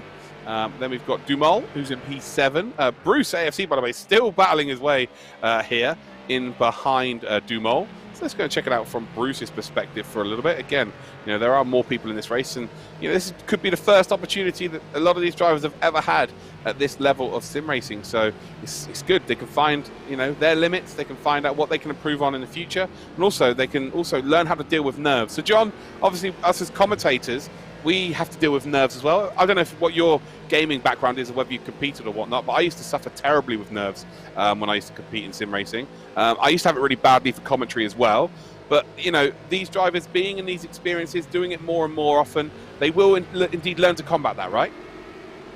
Absolutely. This is one of those things that genuinely comes with experience. You do have the lucky few who don't appear to suffer nerves the very first time they step out onto a stage or stuff like that. I used to compete in several different esports back in the day, and I'm a sim racing enthusiast, but I wouldn't say I competed at a level where there was any sort of prize money on offer, unfortunately, but I'd still be very, very happy to step into the cockpit these days. And it is all about stepping onto the big stage when you realize something big is on the line. It doesn't matter how cool, how calm you are in even something like the regional qualifiers, or because when you step out on stage and you know that there are 10,000 pairs of eyes watching you, even if you're the coolest cucumber on the grid, something clicks and you go, hang on a second, I really need to perform here. And everybody performs a little bit differently. It's a tough feeling to get used to, but it's wonderful as well. Yeah, absolutely. You know, you can't buy those feelings. It's just one of those things. Like Adrenaline is a strange old mistress, as I keep saying about certain things. But yeah, so it's so hard to come by, and it's a reason why you do things like this, racing side by side, putting yourself in the spotlight. Of course, the reason why people get so nervous is because everyone's, pretty much everybody is scared of failure. They don't want to look silly. That's a fact. I always found when I was in this situation, what really affected me the most was my braking. So I've always felt like my left foot was shaking on braking, and that's where I would make mistakes. The accelerator pedal's fine. You just plan that down. You're all good. And for the most part, when you're placing down the accelerator pedal, you're going in a straight line. But when you go on the brakes and through corners, that's where I've really found the nerves kicked in. So yeah, this is an opportunity again for the drivers that have been involved in a big incident to learn about themselves more. And it's really good to see here Bruce is genuinely catching up here to the driver in front of Dumol, even with some damage to the car. But let's go a bit further up the order then. And again, it's still pretty close for that P2. And ultimately, we were talking about pressure. Pedro could still make a mistake here, and one of these two drivers could be the one that profits from that. So being in P2 is huge at this point of the race. Being in P2, being first in line to capitalize on any mistake, is always the favored position if you're not actually out in front leading, so completely fair play. Although I have to say that Cam might be kicking himself slightly, because I feel like Pedro might have made a mistake off the line, and that really was the prime opportunity to try and grab at that position into turn 1. Failing that, though, a 6-second gap is big. Even running wide or something, Pedro still should be able to maintain the lead, but it is not out of the question that a spin, for example, or worse, ends up putting Cam into first place. So a lot of focus right now going on maintaining those lap times, making sure that you stay within touching distance so that you can capitalize if a mistake occurs. And believe me, mistakes occur in P1. You see them in motorsport all the time. It's also conveniently the biggest spotlight. So when you do make a mistake, everybody knows about it. Yeah, couldn't agree with you more there. Silv back to closing up then to Jockey. Not that close though. Bruce again is just in behind Dumol. And who's there? Is that Dyball? Yes, Dyball showing some serious pace here, quicker than both of them in front. Well, not on the previous lap, but I think will be now because it's closed right up to the back here. Across the line we go. And what sort of time? Yeah, so 2:03.1. So he's lapping the same lap times as the drivers in front, but a lap down. But again, doesn't really want to be getting too involved with these drivers here. Doesn't want to be costing them any time as they come around the first sector here. And actually makes a bit of a mistake there in the dirty air of Bruce in front. And Bruce then will want to try and get ahead here. Doesn't want to be getting involved in the back marker, although the back marker looks a bit quicker. And well, here we go. Very good exit then onto the Wellington straight. And just maximises the speed. Got to get to the slipstream. He's going to lose momentum then as he's got damage to the car. He needs to stay behind and in towards the braking zone here. He's just using as much curb as he possibly can to open up the corner. Indeed, that's again going to help your speed on the exit of the corner. But good job there by Dumol. Dumol's going to hold on as it stands. And it's nice to see that there's still battles happening along the circuit here. Again, it's around about 8/10 between P2 and P3. And Bruce just dropped off there, but what a weird situation to be in. You're battling with a driver in front for what would be P7, but then you've got a car that's a full lap behind you that's probably faster than you both. That's, again, a very strange one. What would you be thinking right now, John? Oh, I'd be thinking if I was the car in front, can I actually get away from blue flag range? But never mind, Bruce has a big old slide. And unfortunately, oh, sorry, no, that's Lig in front with a big slide, and Bruce manages to just about hold on there. That's a change of position. And the reason why I'm confused there is because we've now got a Lig in front and behind, but that was a little bit of sideways contact. I don't think any of it was intentional there. No, it was definitely Bruce out the slide initially. You're right there. But it was Dybe Mask, who's the back marker. So he was involved there as well. So that's what the crazy thing about it was. But there's still a Lig behind and a Lig in front. So hopefully that's cleared it up for everybody. Again, if you are going to race in a sim racing race, guys, please use your abbreviation of your name, not your team, because it makes it so much easier for everybody concerned. And also, like when you're watching back the broadcast, you'll be, or your fans, it'll be easy for them to see who indeed is in the team and what positions they're in and stuff. Anyway, back up to the battle for P2 here. 1 minute 13 seconds remaining. We saw that they weren't able to get an extra lap in on Xbox. Will this be the same here for Pedro? Pedro, again, has been lapping very similar lap times here as he comes across the old start-finish line. We've got around about 1 minute to go, so I feel like this might be the last lap of the race here, John. Again, it's half a second between these two. Let's check it out from Cotcam then of Tinnis in the house. And well, can he potentially get up into P2 then as they come up towards Cop's corner? And well, it's a bit of a mistake there actually by Cam. Runs a little bit wide. Do not want to be going onto that curb. We've already seen that from Bruce. Bruce there would have definitely left a brown mark in his seat for sure. Then we come in towards Maggotts and Beckett's here, and actually you can see that Tillis just didn't set himself up well there at all, and he lost a load of time here. But actually, the second phase has been a lot better than Cam in front. So both of them making a mistake at separate positions then through Maggotts and Beckett's. We've got 19 seconds to go, and I think you'll find that Pedro, as he comes around the final couple of corners here, it is looking very, very good for him indeed. And actually, he's got a buffer enough here to slow down to make sure that it is indeed the last lap of the race then. So Pedro Marquez, 27. I came into this thinking that Joker might be the favourite to win this. Pedro, in qualifying, was just incredible. And well, during the race, he's done exactly the same here. Not looked under any pressure whatsoever. And he will be our next driver through to the EMEA Regional Finals. In second position, it will just be Cam Diz, and actually in the pressure, trying to put the pressure on Tillis, has got a penalty there at the death. Wondering what sort of time. There's only a 1 second penalty there, but these two had a fair old ding dong. And well, there you go, John. Again, it was very similar to the Xbox race. Hopefully the PC race is absolutely incredible to make up for it, but again, you can't take it away from them. Abraham and now Pedro both advance to the next stage. Fantastic racing up and down the field, but Pedro effectively didn't have to do any racing there because of how brilliant their form was off of pole position. So they're going to be able to take home that race. I don't really think there was anything objectionable from the way they raced there as well. The first corner, a little bit dicey. Not the best of starts, but making up for it very well and winning the race with over 6 seconds to spare. So well done to Pedro for joining Abraham. And once again, like the Xbox race, and like we predicted, Luke, we had excellent action both up and down the field. And it's commiserations as well to Joker, who was putting in the 2-minute flat lap times all the way to the end, finishing in 12th place. But I do want to point out that I think the gap to the leader was something like 1 minute 17 at some point, and at the end of the race, it was under a minute. So Joker was properly flying to try and catch the pack in front. It was just too big of a gap with that pit stop, unfortunately.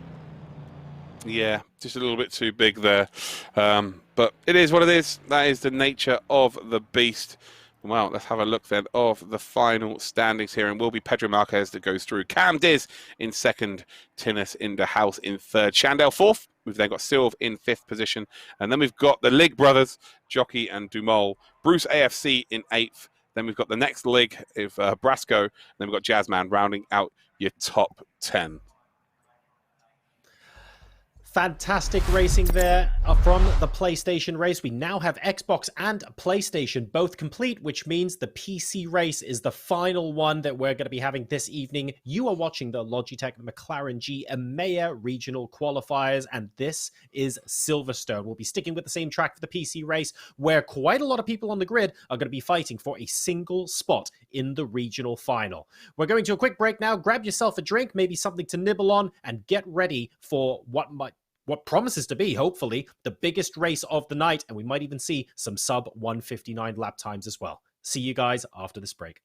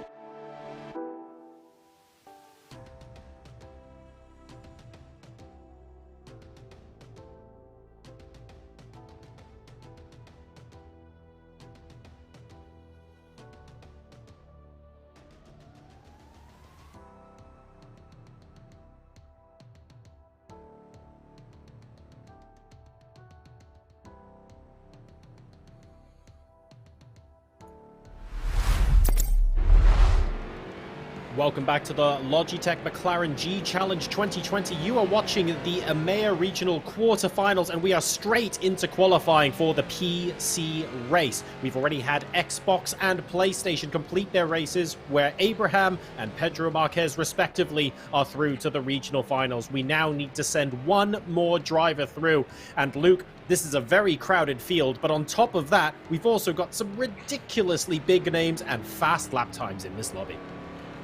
Oh man, this is a who's who of Project Cars 2 right now. I'm about to go through this list of names, and well, it is a stacked field. We've got THR Wolf, who indeed last year was the, he came second, only to Isaac Gillison in the World Final and the European Final. So he is a hugely talented driver. Nade, for me right now, pound for pound, the best driver on Project Cars 2, I would say. Just missed out last year on the Logitech G Challenge, as it was called then, because he didn't know anything about it. So he actually did indeed travel to Germany just to go and watch the European final. So yeah, excited to see him finally get his shot. And then we've got the fastest driver in Croatia, and that is Denny Heater.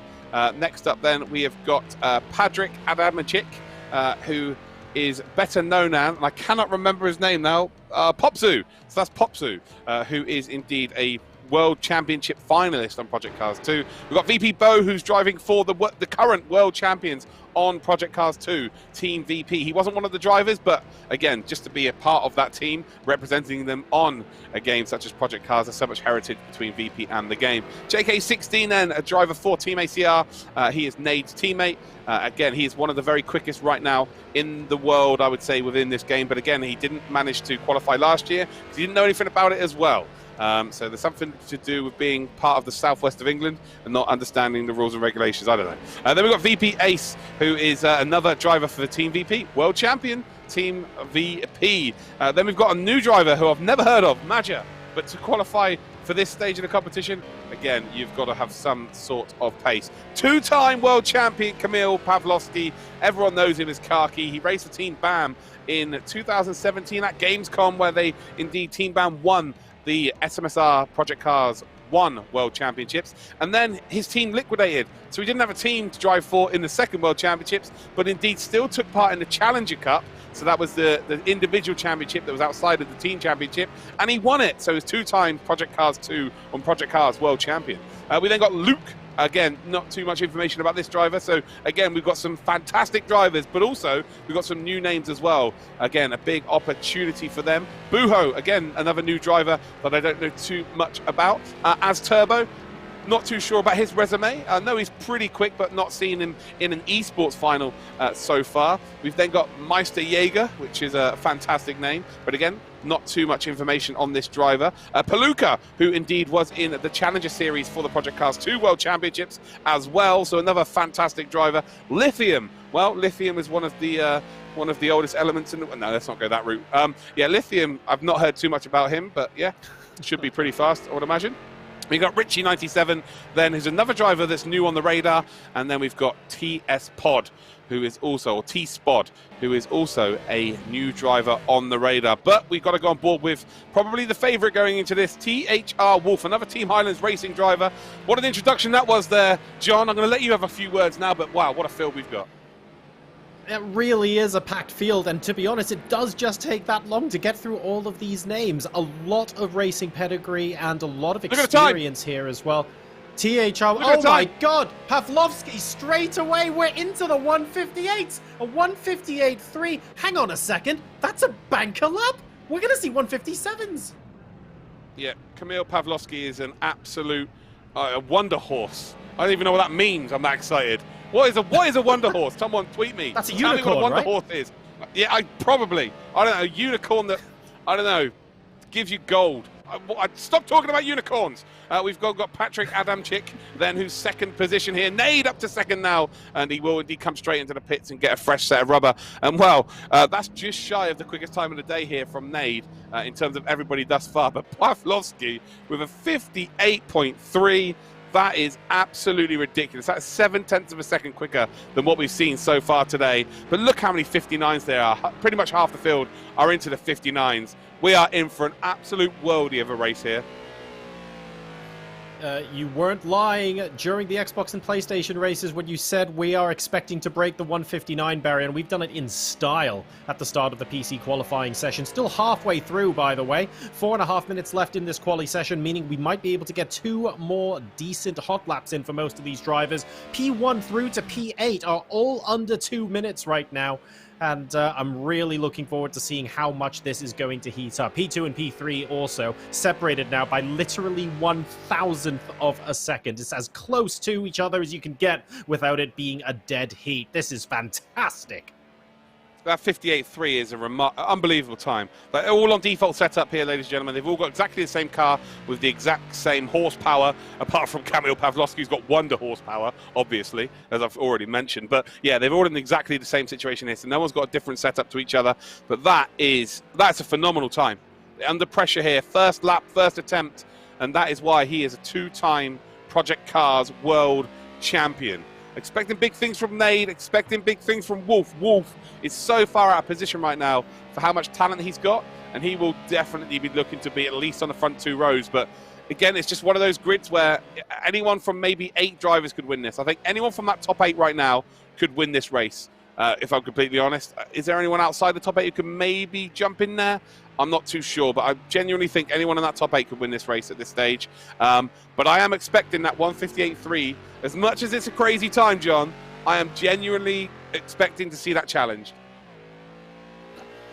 Oh, I really, really hope that we're going to see that time challenge, because that would turn this from great to absolutely insane. Pawlowski with a 158.3, as don't forget a banker lap as well, really putting the hammer down and saying to everyone, hey, you want this pole position? Come get it. That was beautifully turned in and really nicely sculpted, but again, that was the banker lap. We might well see something even faster come out of them in the next couple minutes, and that could mean we dip into the 157s. Wouldn't that be a treat? Oh, wow, yeah. I don't know whether a 157 is on the table, John. We're getting a little bit ahead of ourselves there. And you just pack that excitement up. Leave it at home. Well, you know, we are at home. If a 58.3 is a banker, how much more time have you got in reserve? You have to ask yourself the question, right? Sometimes you come out the pits and you just maximize everything straight off the bat. It doesn't happen very often, but sometimes the perfect lap is just there. And I feel like that's the sort of lap time that we've seen there. I just genuinely can't see a 57 happening. I don't know. Maybe it will, maybe it won't. We're about to find out very, very quickly here. Nade will have one more attempt after this, but he's about to come across the line. Wolf will be behind him as well.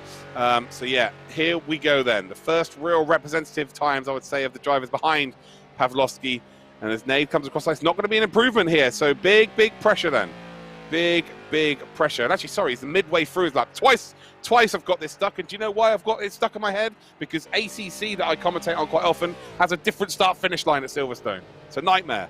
Every game's got a different start-finish line. Multiple track configurations, different start-finish lines, all sorts of configurable options on many of these racetracks, and Silverstone is certainly one of the most configurable of the lot. We're now watching down onto Hangar Straight as we... hang on, we're going to go ahead and move over to Wolf, who... We haven't really seen Wolf set a time that's absolutely burst the timing beams alight yet, and now we have. I'm kind of half expecting it from him. Oh, there we go, into the 58s as well. I love how I cast a curse good things. People associate cast a curse with crashing or horrible things happening. I love talking about someone and then something good happens. I'm really pleased to see that. And that's his qualifying over, though. He just made that mistake there where he run wide. That would have been an invalidation, and that is game over for him. Patrick now moves down into P4, but Wolf now up into the front row of the grid, and he's used to leading races. He did it all last year. Him and Isaac had one of the best battles in Logitech G Challenge history. And well, are we going to see this between Wolf now and Kamil Pawlowski? Again, Kamil Pawlowski was actually in the world's fastest gamer as well this year. He's just missed out on racing in a Lamborghini for real. And do you know how he lost out? By a disconnect. Like, the worst thing that could possibly happen is the sim racing equivalent of your engine blowing up. But by a disconnect, he lost out on racing in a real Lamborghini in October. So he'll be looking to right those wrongs. And it's within a couple of days of that happening. So today is an opportunity of redemption for him, albeit in a different competition. Well, let's check out Nade then. Where is Nade? He's in behind, is he now? Yeah, so he's in behind. So he's just, on to the middle part of his final flying attempt here. So it will be indeed Patrick then. Popsu through Maggots and Beckett's there. Loses the rear ever so slightly onto the back of the hangar straight up towards Stowe. Oh, I'm nervous for these drivers. I really am right now. This is going to be a sensational show. I'm so glad you're all here watching with us. I really am, because this is the epitome of esports right now we're watching in terms of Project Cars 2 at this stage. You know, these are the very best in the world. We come up then towards then the final few corners here, and he will be coming across the line ahead then of Nade. Where's Bo? Bo's in behind. Bo's done. So Bo is done. So let's check it back out with Patrick Adamczyk. Across the line, and he will go. Whoa, hold on. What's happened here? So we had, well, Pawlowski's improved on his time. That's what's happened here. He's gone even faster here. So he's put at 158.3. And the only driver that can stop him now is Nade. He's currently P3 around the final corner here. And will he get pole position? Will he get on the front row of the grid? No, he won't. He won't. He just about improves on his time. And it's only going to be third position. Kamil Pawlowski, two-time Project Cars 2 and Project Cars 1 world champion, is our pole position sitter. Fantastic stuff. 3 cars into the 158 to the end of that qualification session. Kamil Pawlowski will take pole position with a stunning 158.3. However, THR Wolf, last year's runner-up in this competition, will be alongside him in second place. So I'm really looking forward to seeing that drag race down to T1. Nade and Patrick Adamczyk are going to be right behind them. So we've got the 2 Polish drivers as the bread and the sandwich, and the 2 Brits are going to be in the middle. Paluca and JK16 will form the third row of the grid, and behind them we've got Bo and Denny Heater. And finally, in 9th and 10th, to round out the top 10, we have Az Turbo and Ace. This is fantastic, and every single one of those drivers is within a 2-minute lap time. But all eyes now are on the race to see if Kamil Pawlowski can actually translate this into a race victory and a ticket to the EMEA Regional Finals. Take your heart monitors off, ladies and gentlemen, because it's about to go through the roof. That's the last thing you want to be doing. You don't want to be breaking those little machines, because this is about to get very, very exciting indeed. Kamil Pawlowski then, again, a 2-time world champion within the Project Cars franchise. Again, this is the first time he's ever really competed within the Logitech McLaren G Challenge. So on his first attempt, going to get to the regional finals. I'm not going to put it past him. Wolf, though, will start on the inside here in P2. THR Wolf, of course, second in the World Final and the European Final last year, only coming second to, of course, Isaac Gillison, our champion. And while they're all very quickly readying up here, they're excited. We've got 3 red lights. We're about to go green here, and it's the final race of the EMEA region quarterfinals, and it is Pawlowski then who gets away well here, and Wolf is just going to go straight up and behind him. Front 3 are going to get through nicely, and Nade is just in behind them as well. They've got then Popsu or Adamczyk then, who's just going to lose a little bit of time here actually, and you see Wolf then trying to make a move up the inside. Contact between the 2 leaders here, and Nade's going to be given a gimme. No, he's not. It's Popsu that's going to take the lead 3 wide as they come through turn number 3. So Wolf then is T-boned Kamil Pawlowski, and all of a sudden Kamil is going to be back up to P2 here. Nade's going to get squeezed out wide. Oh no, big contact between the 2. Oh, and that's their race over as well. He comes across the track. He's going to miss everybody here, but it is now fair play to him though. Patrick Adamczyk who takes the lead. What a race of incidents we've had here at the start, and it is the Polish duo leading the way then. Adamczyk and Pawlowski are P1 and P2, and well, that big effect there caused there by Wolf making a dive up the inside into turn 2. He knew he had to get the move done as quickly as possible, and unfortunately it's cost him now down to P5. Bo in second, JK16 is in 4th. I told you it was going to be frantic, John. I didn't think it was going to be quite this frantic. I really didn't expect it to be quite this level of intense. By the time we had come out of turn 3, so many cars had made contact or gone off the track. It's absolutely insane. Adamczyk and Pawlowski, now the 2 cars that are leading the pack 1 and 2. But despite that dive earlier, Wolf in 5th place is just sort of chilling out, holding on to this trail of cars, looking for the next opportunity. Wolf is not done yet. And whoever wins this race, we also have to ask ourselves, is there going to be a steward's inquiry? Do we know if any of these front runners, Luke, do we think any of them might be in line to potentially get a penalty or reprimand based on what's happened so far on the first lap? Because that was a lot of action and a lot of different things that we had to look at and consider. And we might not have even seen it all on camera. Bo's just had a spin here. JK's got the position then on Wolf. Wolf slid in there and actually took P3 momentarily, but there was contact between him and Bo. I think the only people who are going to be really investigated here would be Wolf. Wolf actually looking for a move here to start lap number 2, and he's actually comprehensively going to get that done. He will be for the dive up in towards turn 3, and I think maybe Bo with the contact with Nade. Nade indeed falling off the track, but I don't think there was too much in that. I just think it was the way the cars indeed, they were 3 wide, and unfortunately they both went off circuit. So it is one of those things. The nature of sim racing, ultimately, these things do genuinely happen. Bo now down into P16, Nade down into P15. 2 of the favourites here are nowhere to be seen, but Wolf been involved in a lot of incident, but I tell you what, he's still involved here, and he will look to now go and chase down the front 2. But it is the Polish duo then, and we thought it might be Pawlowski that would lead this out because of his sensational qualifying exploit, but it's not. It's Popsu. It is Adamczyk right now that leads the way, and the front 2 separated by 0.3 of a second.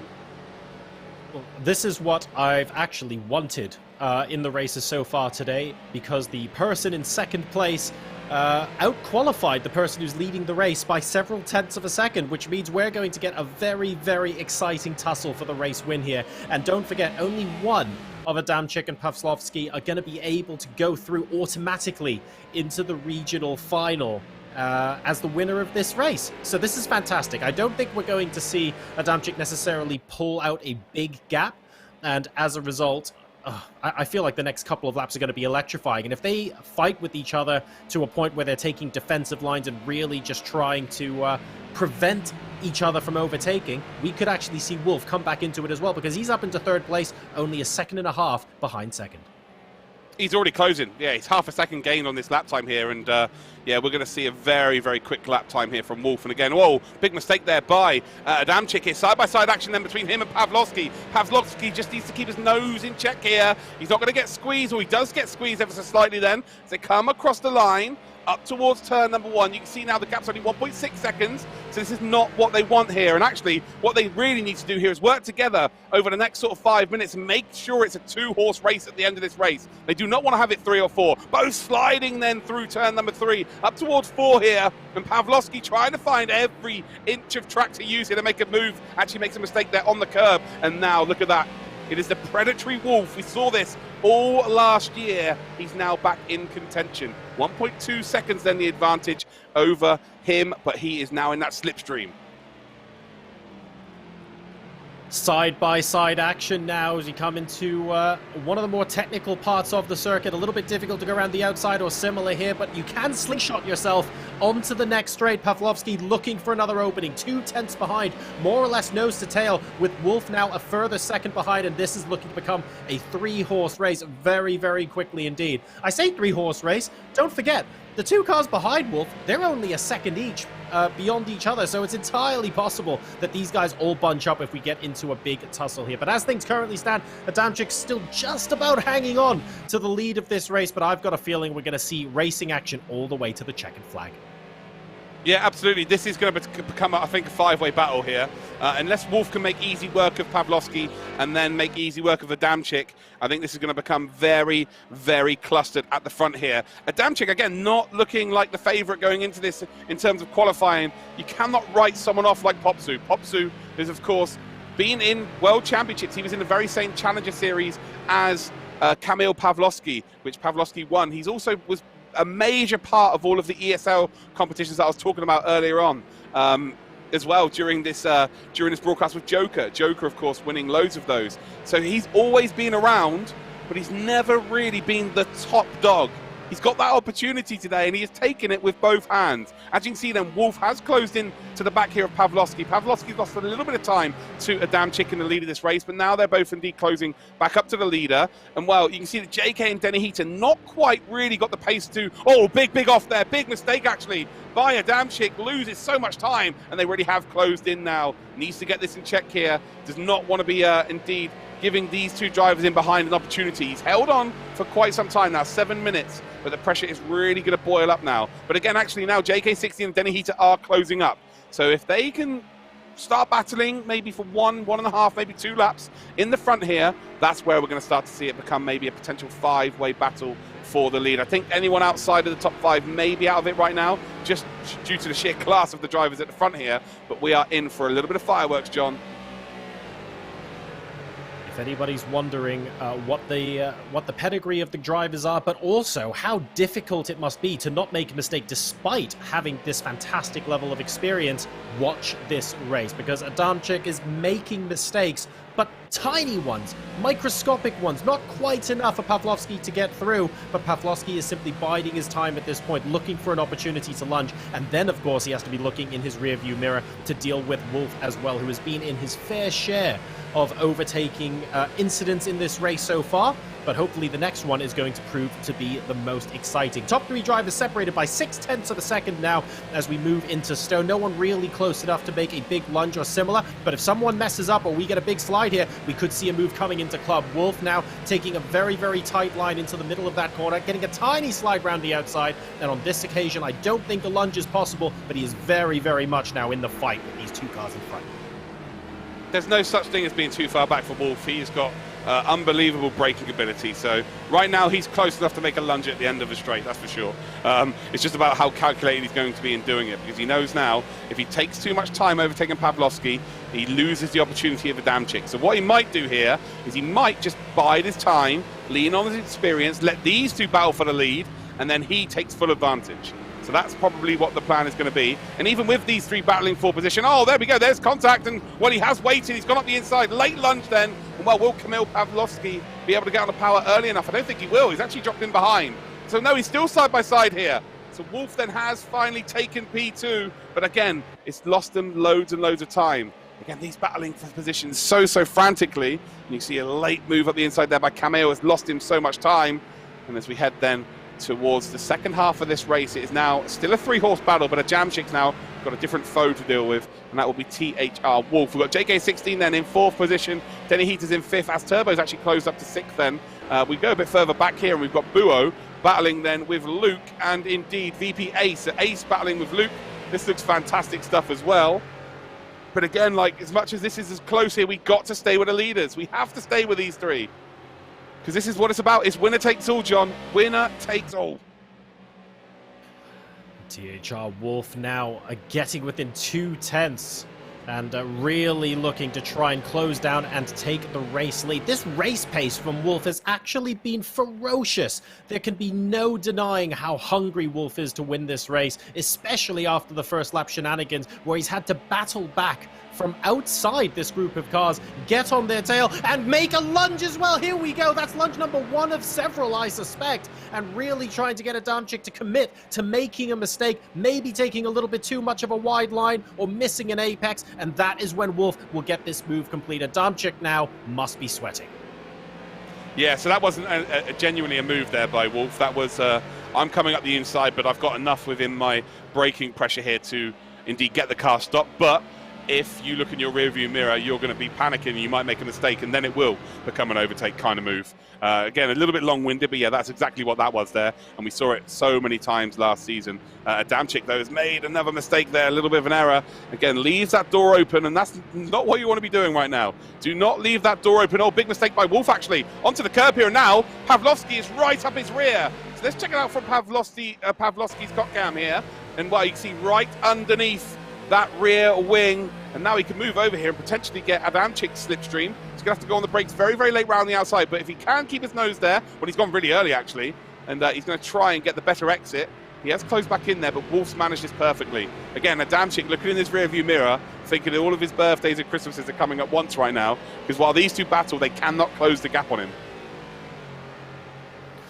So tense coming onto that straight, but Wolf defending well, choosing the correct line and just biding his time to make sure that nobody can capitalize on his mistake. The front three still separated by less than a second, and Adamczyk at the moment is, well, I think this is the first time in a while he's at a half a second gap, but as we all know, Wolf can close that down very, very quickly indeed. So recovering from that mistake well, and that's also another sign of a fantastic race driver with good racing pedigree. It's not just what you do when you have a start that's beautiful, you have a completely clean race, you make no errors. What do you do when you make a mistake? How do you recover from that?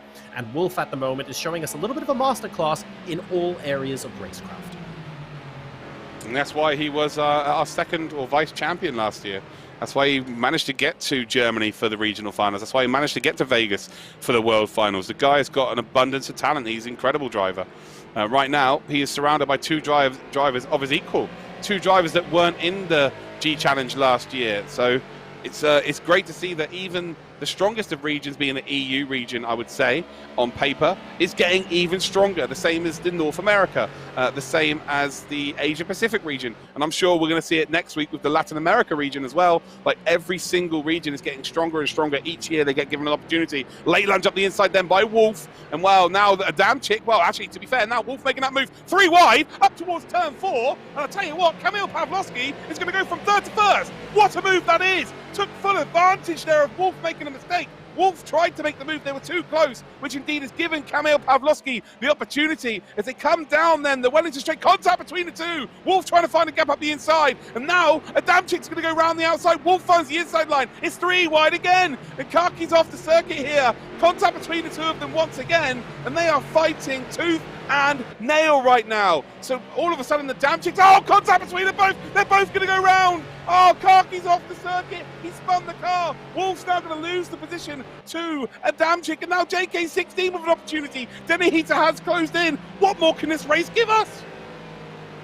That was absolutely astounding, but also at the same time, a fair bit of contact, and I can't help but feel that nudge on the rear right that Wolf gave Pawlowski at the end that caused him to spin out might have been a little bit unnecessary, Luke. I don't know how you would feel, because frankly, there's about 6 different bits of contact we're going to have to analyze there, but that bit right at the end, I was really looking forward to seeing more wheel-to-wheel action, and I'm a little bit sad that Pawlowski now is no longer part of this leading group.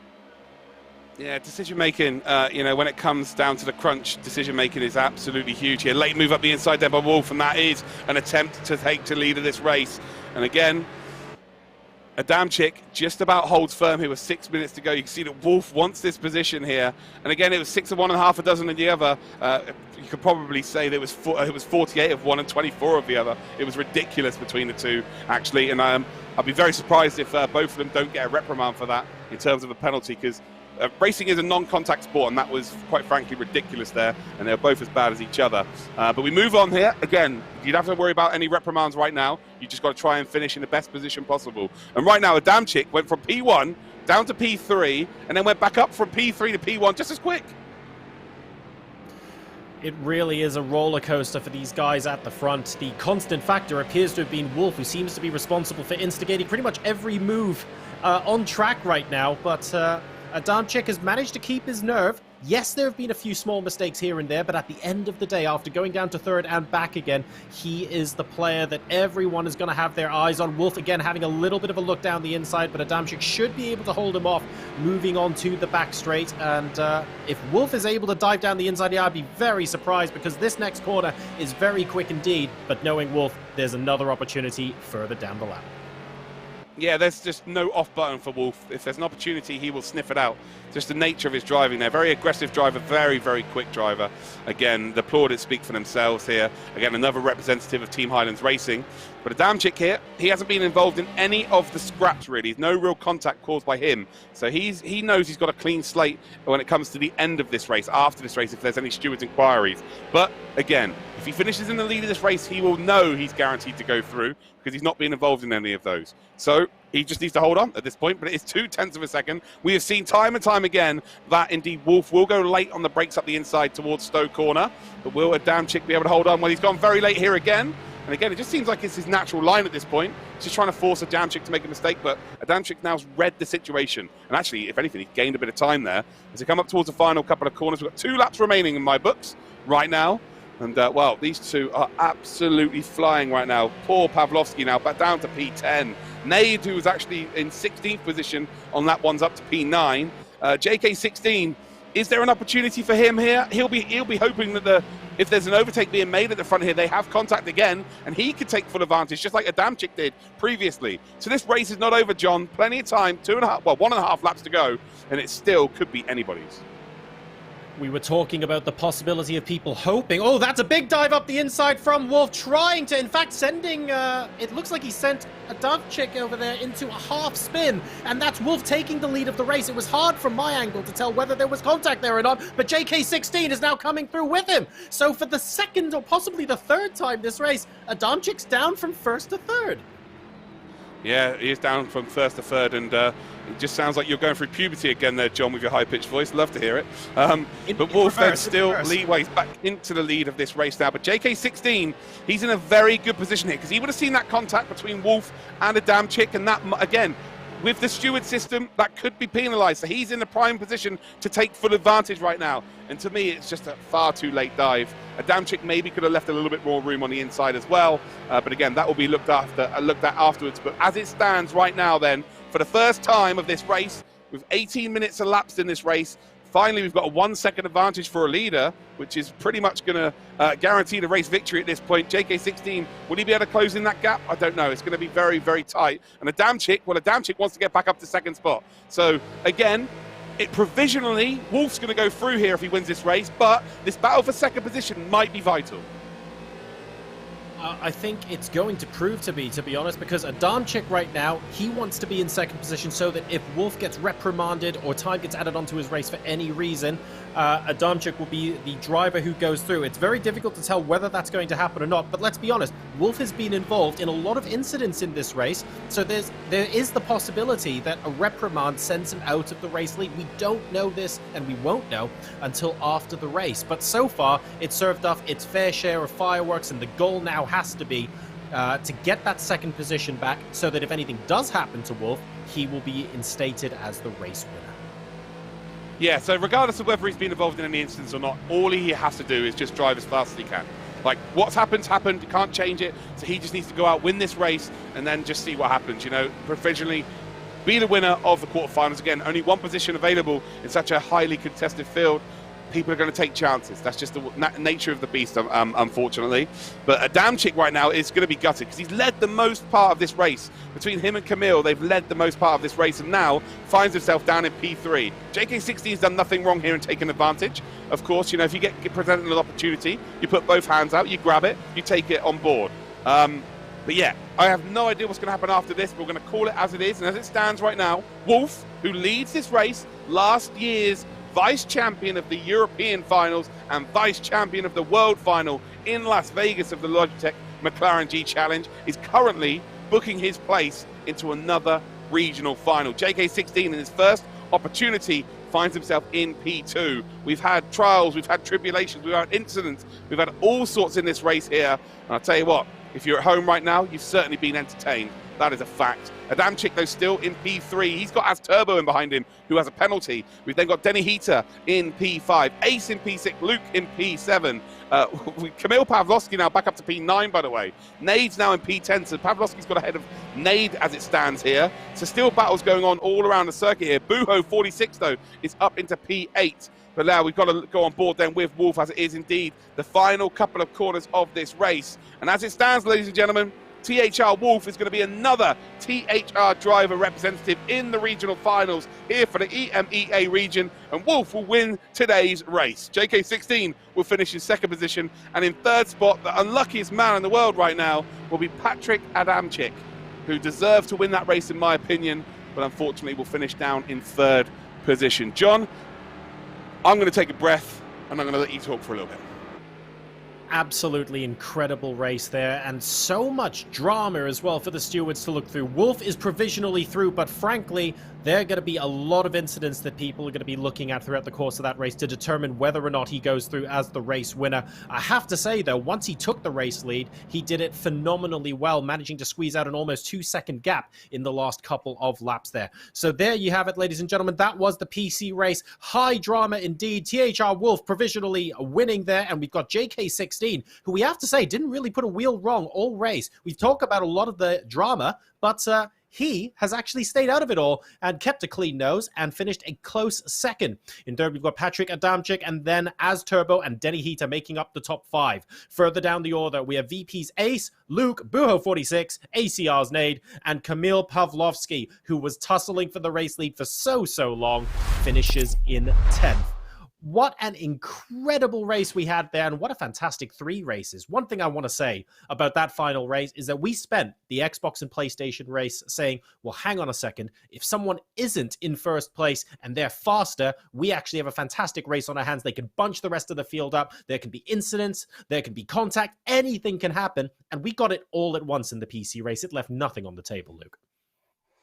Yeah, ultimately we want to see clean races, but are we opposed to a little bit of action like we just saw there? Absolutely not. We're all fans of the sim racing sport. I certainly am. Again, it's not what you want to see when you set out in the race, but that was an absolute barnstorm, as I like to call that. An incredible race, loads of action, opportunities for everybody. The lead changed hands about 4 different times. Well, between 3 different drivers, maybe about 14 different times.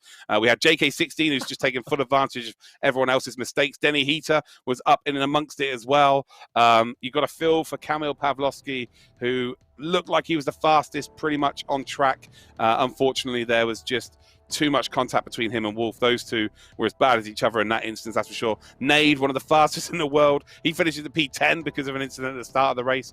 So yeah, it was frantic, but wow, there was some action. So I think you guys can go ahead and take a breather and maybe fan yourselves a little bit now as we calm down from all of that excitement. That was the Logitech McLaren G Challenge EU, or EMEA, I should say, quarterfinals. And provisionally, at least, we've got Abraham, Pedro Marquez, and Wolf through to the regional finals, pending the stewards' inquiries that no doubt we will have later on today. Let's go ahead and take a look as well as what you can expect next week, because this isn't the final broadcast. We've still got one more quarterfinal to go. We are going to be moving to Willow Springs next week, ladies and gentlemen, for the Latin America regional quarterfinals. Really, really looking forward to this. And it's a very technical, very flowing circuit, Luke. So I have a feeling we're going to be seeing a different type of racing than we saw in Silverstone today. Yeah, Willow Springs is so little room for error. If you put one wheel into the desert, it is game over. And well, it does look like a gun. It's like a game of Russian roulette for sure next week. So yeah, it's going to be exciting, as all of them have been pretty exciting there. Will it live up to what we've just witnessed there? I hope so. So we'll be back on air, ladies and gentlemen, next week. Same time, we've got the Latin American quarterfinals here at the Logitech McLaren G Challenge. On behalf of all the racers, everyone on the production team, Luke with me as well, who's been fantastic as always. I'm your host, John Sargent. Thank you very much for watching this week, and we look forward to seeing you in 7 days' time as we complete our final quarterfinal. See you guys then.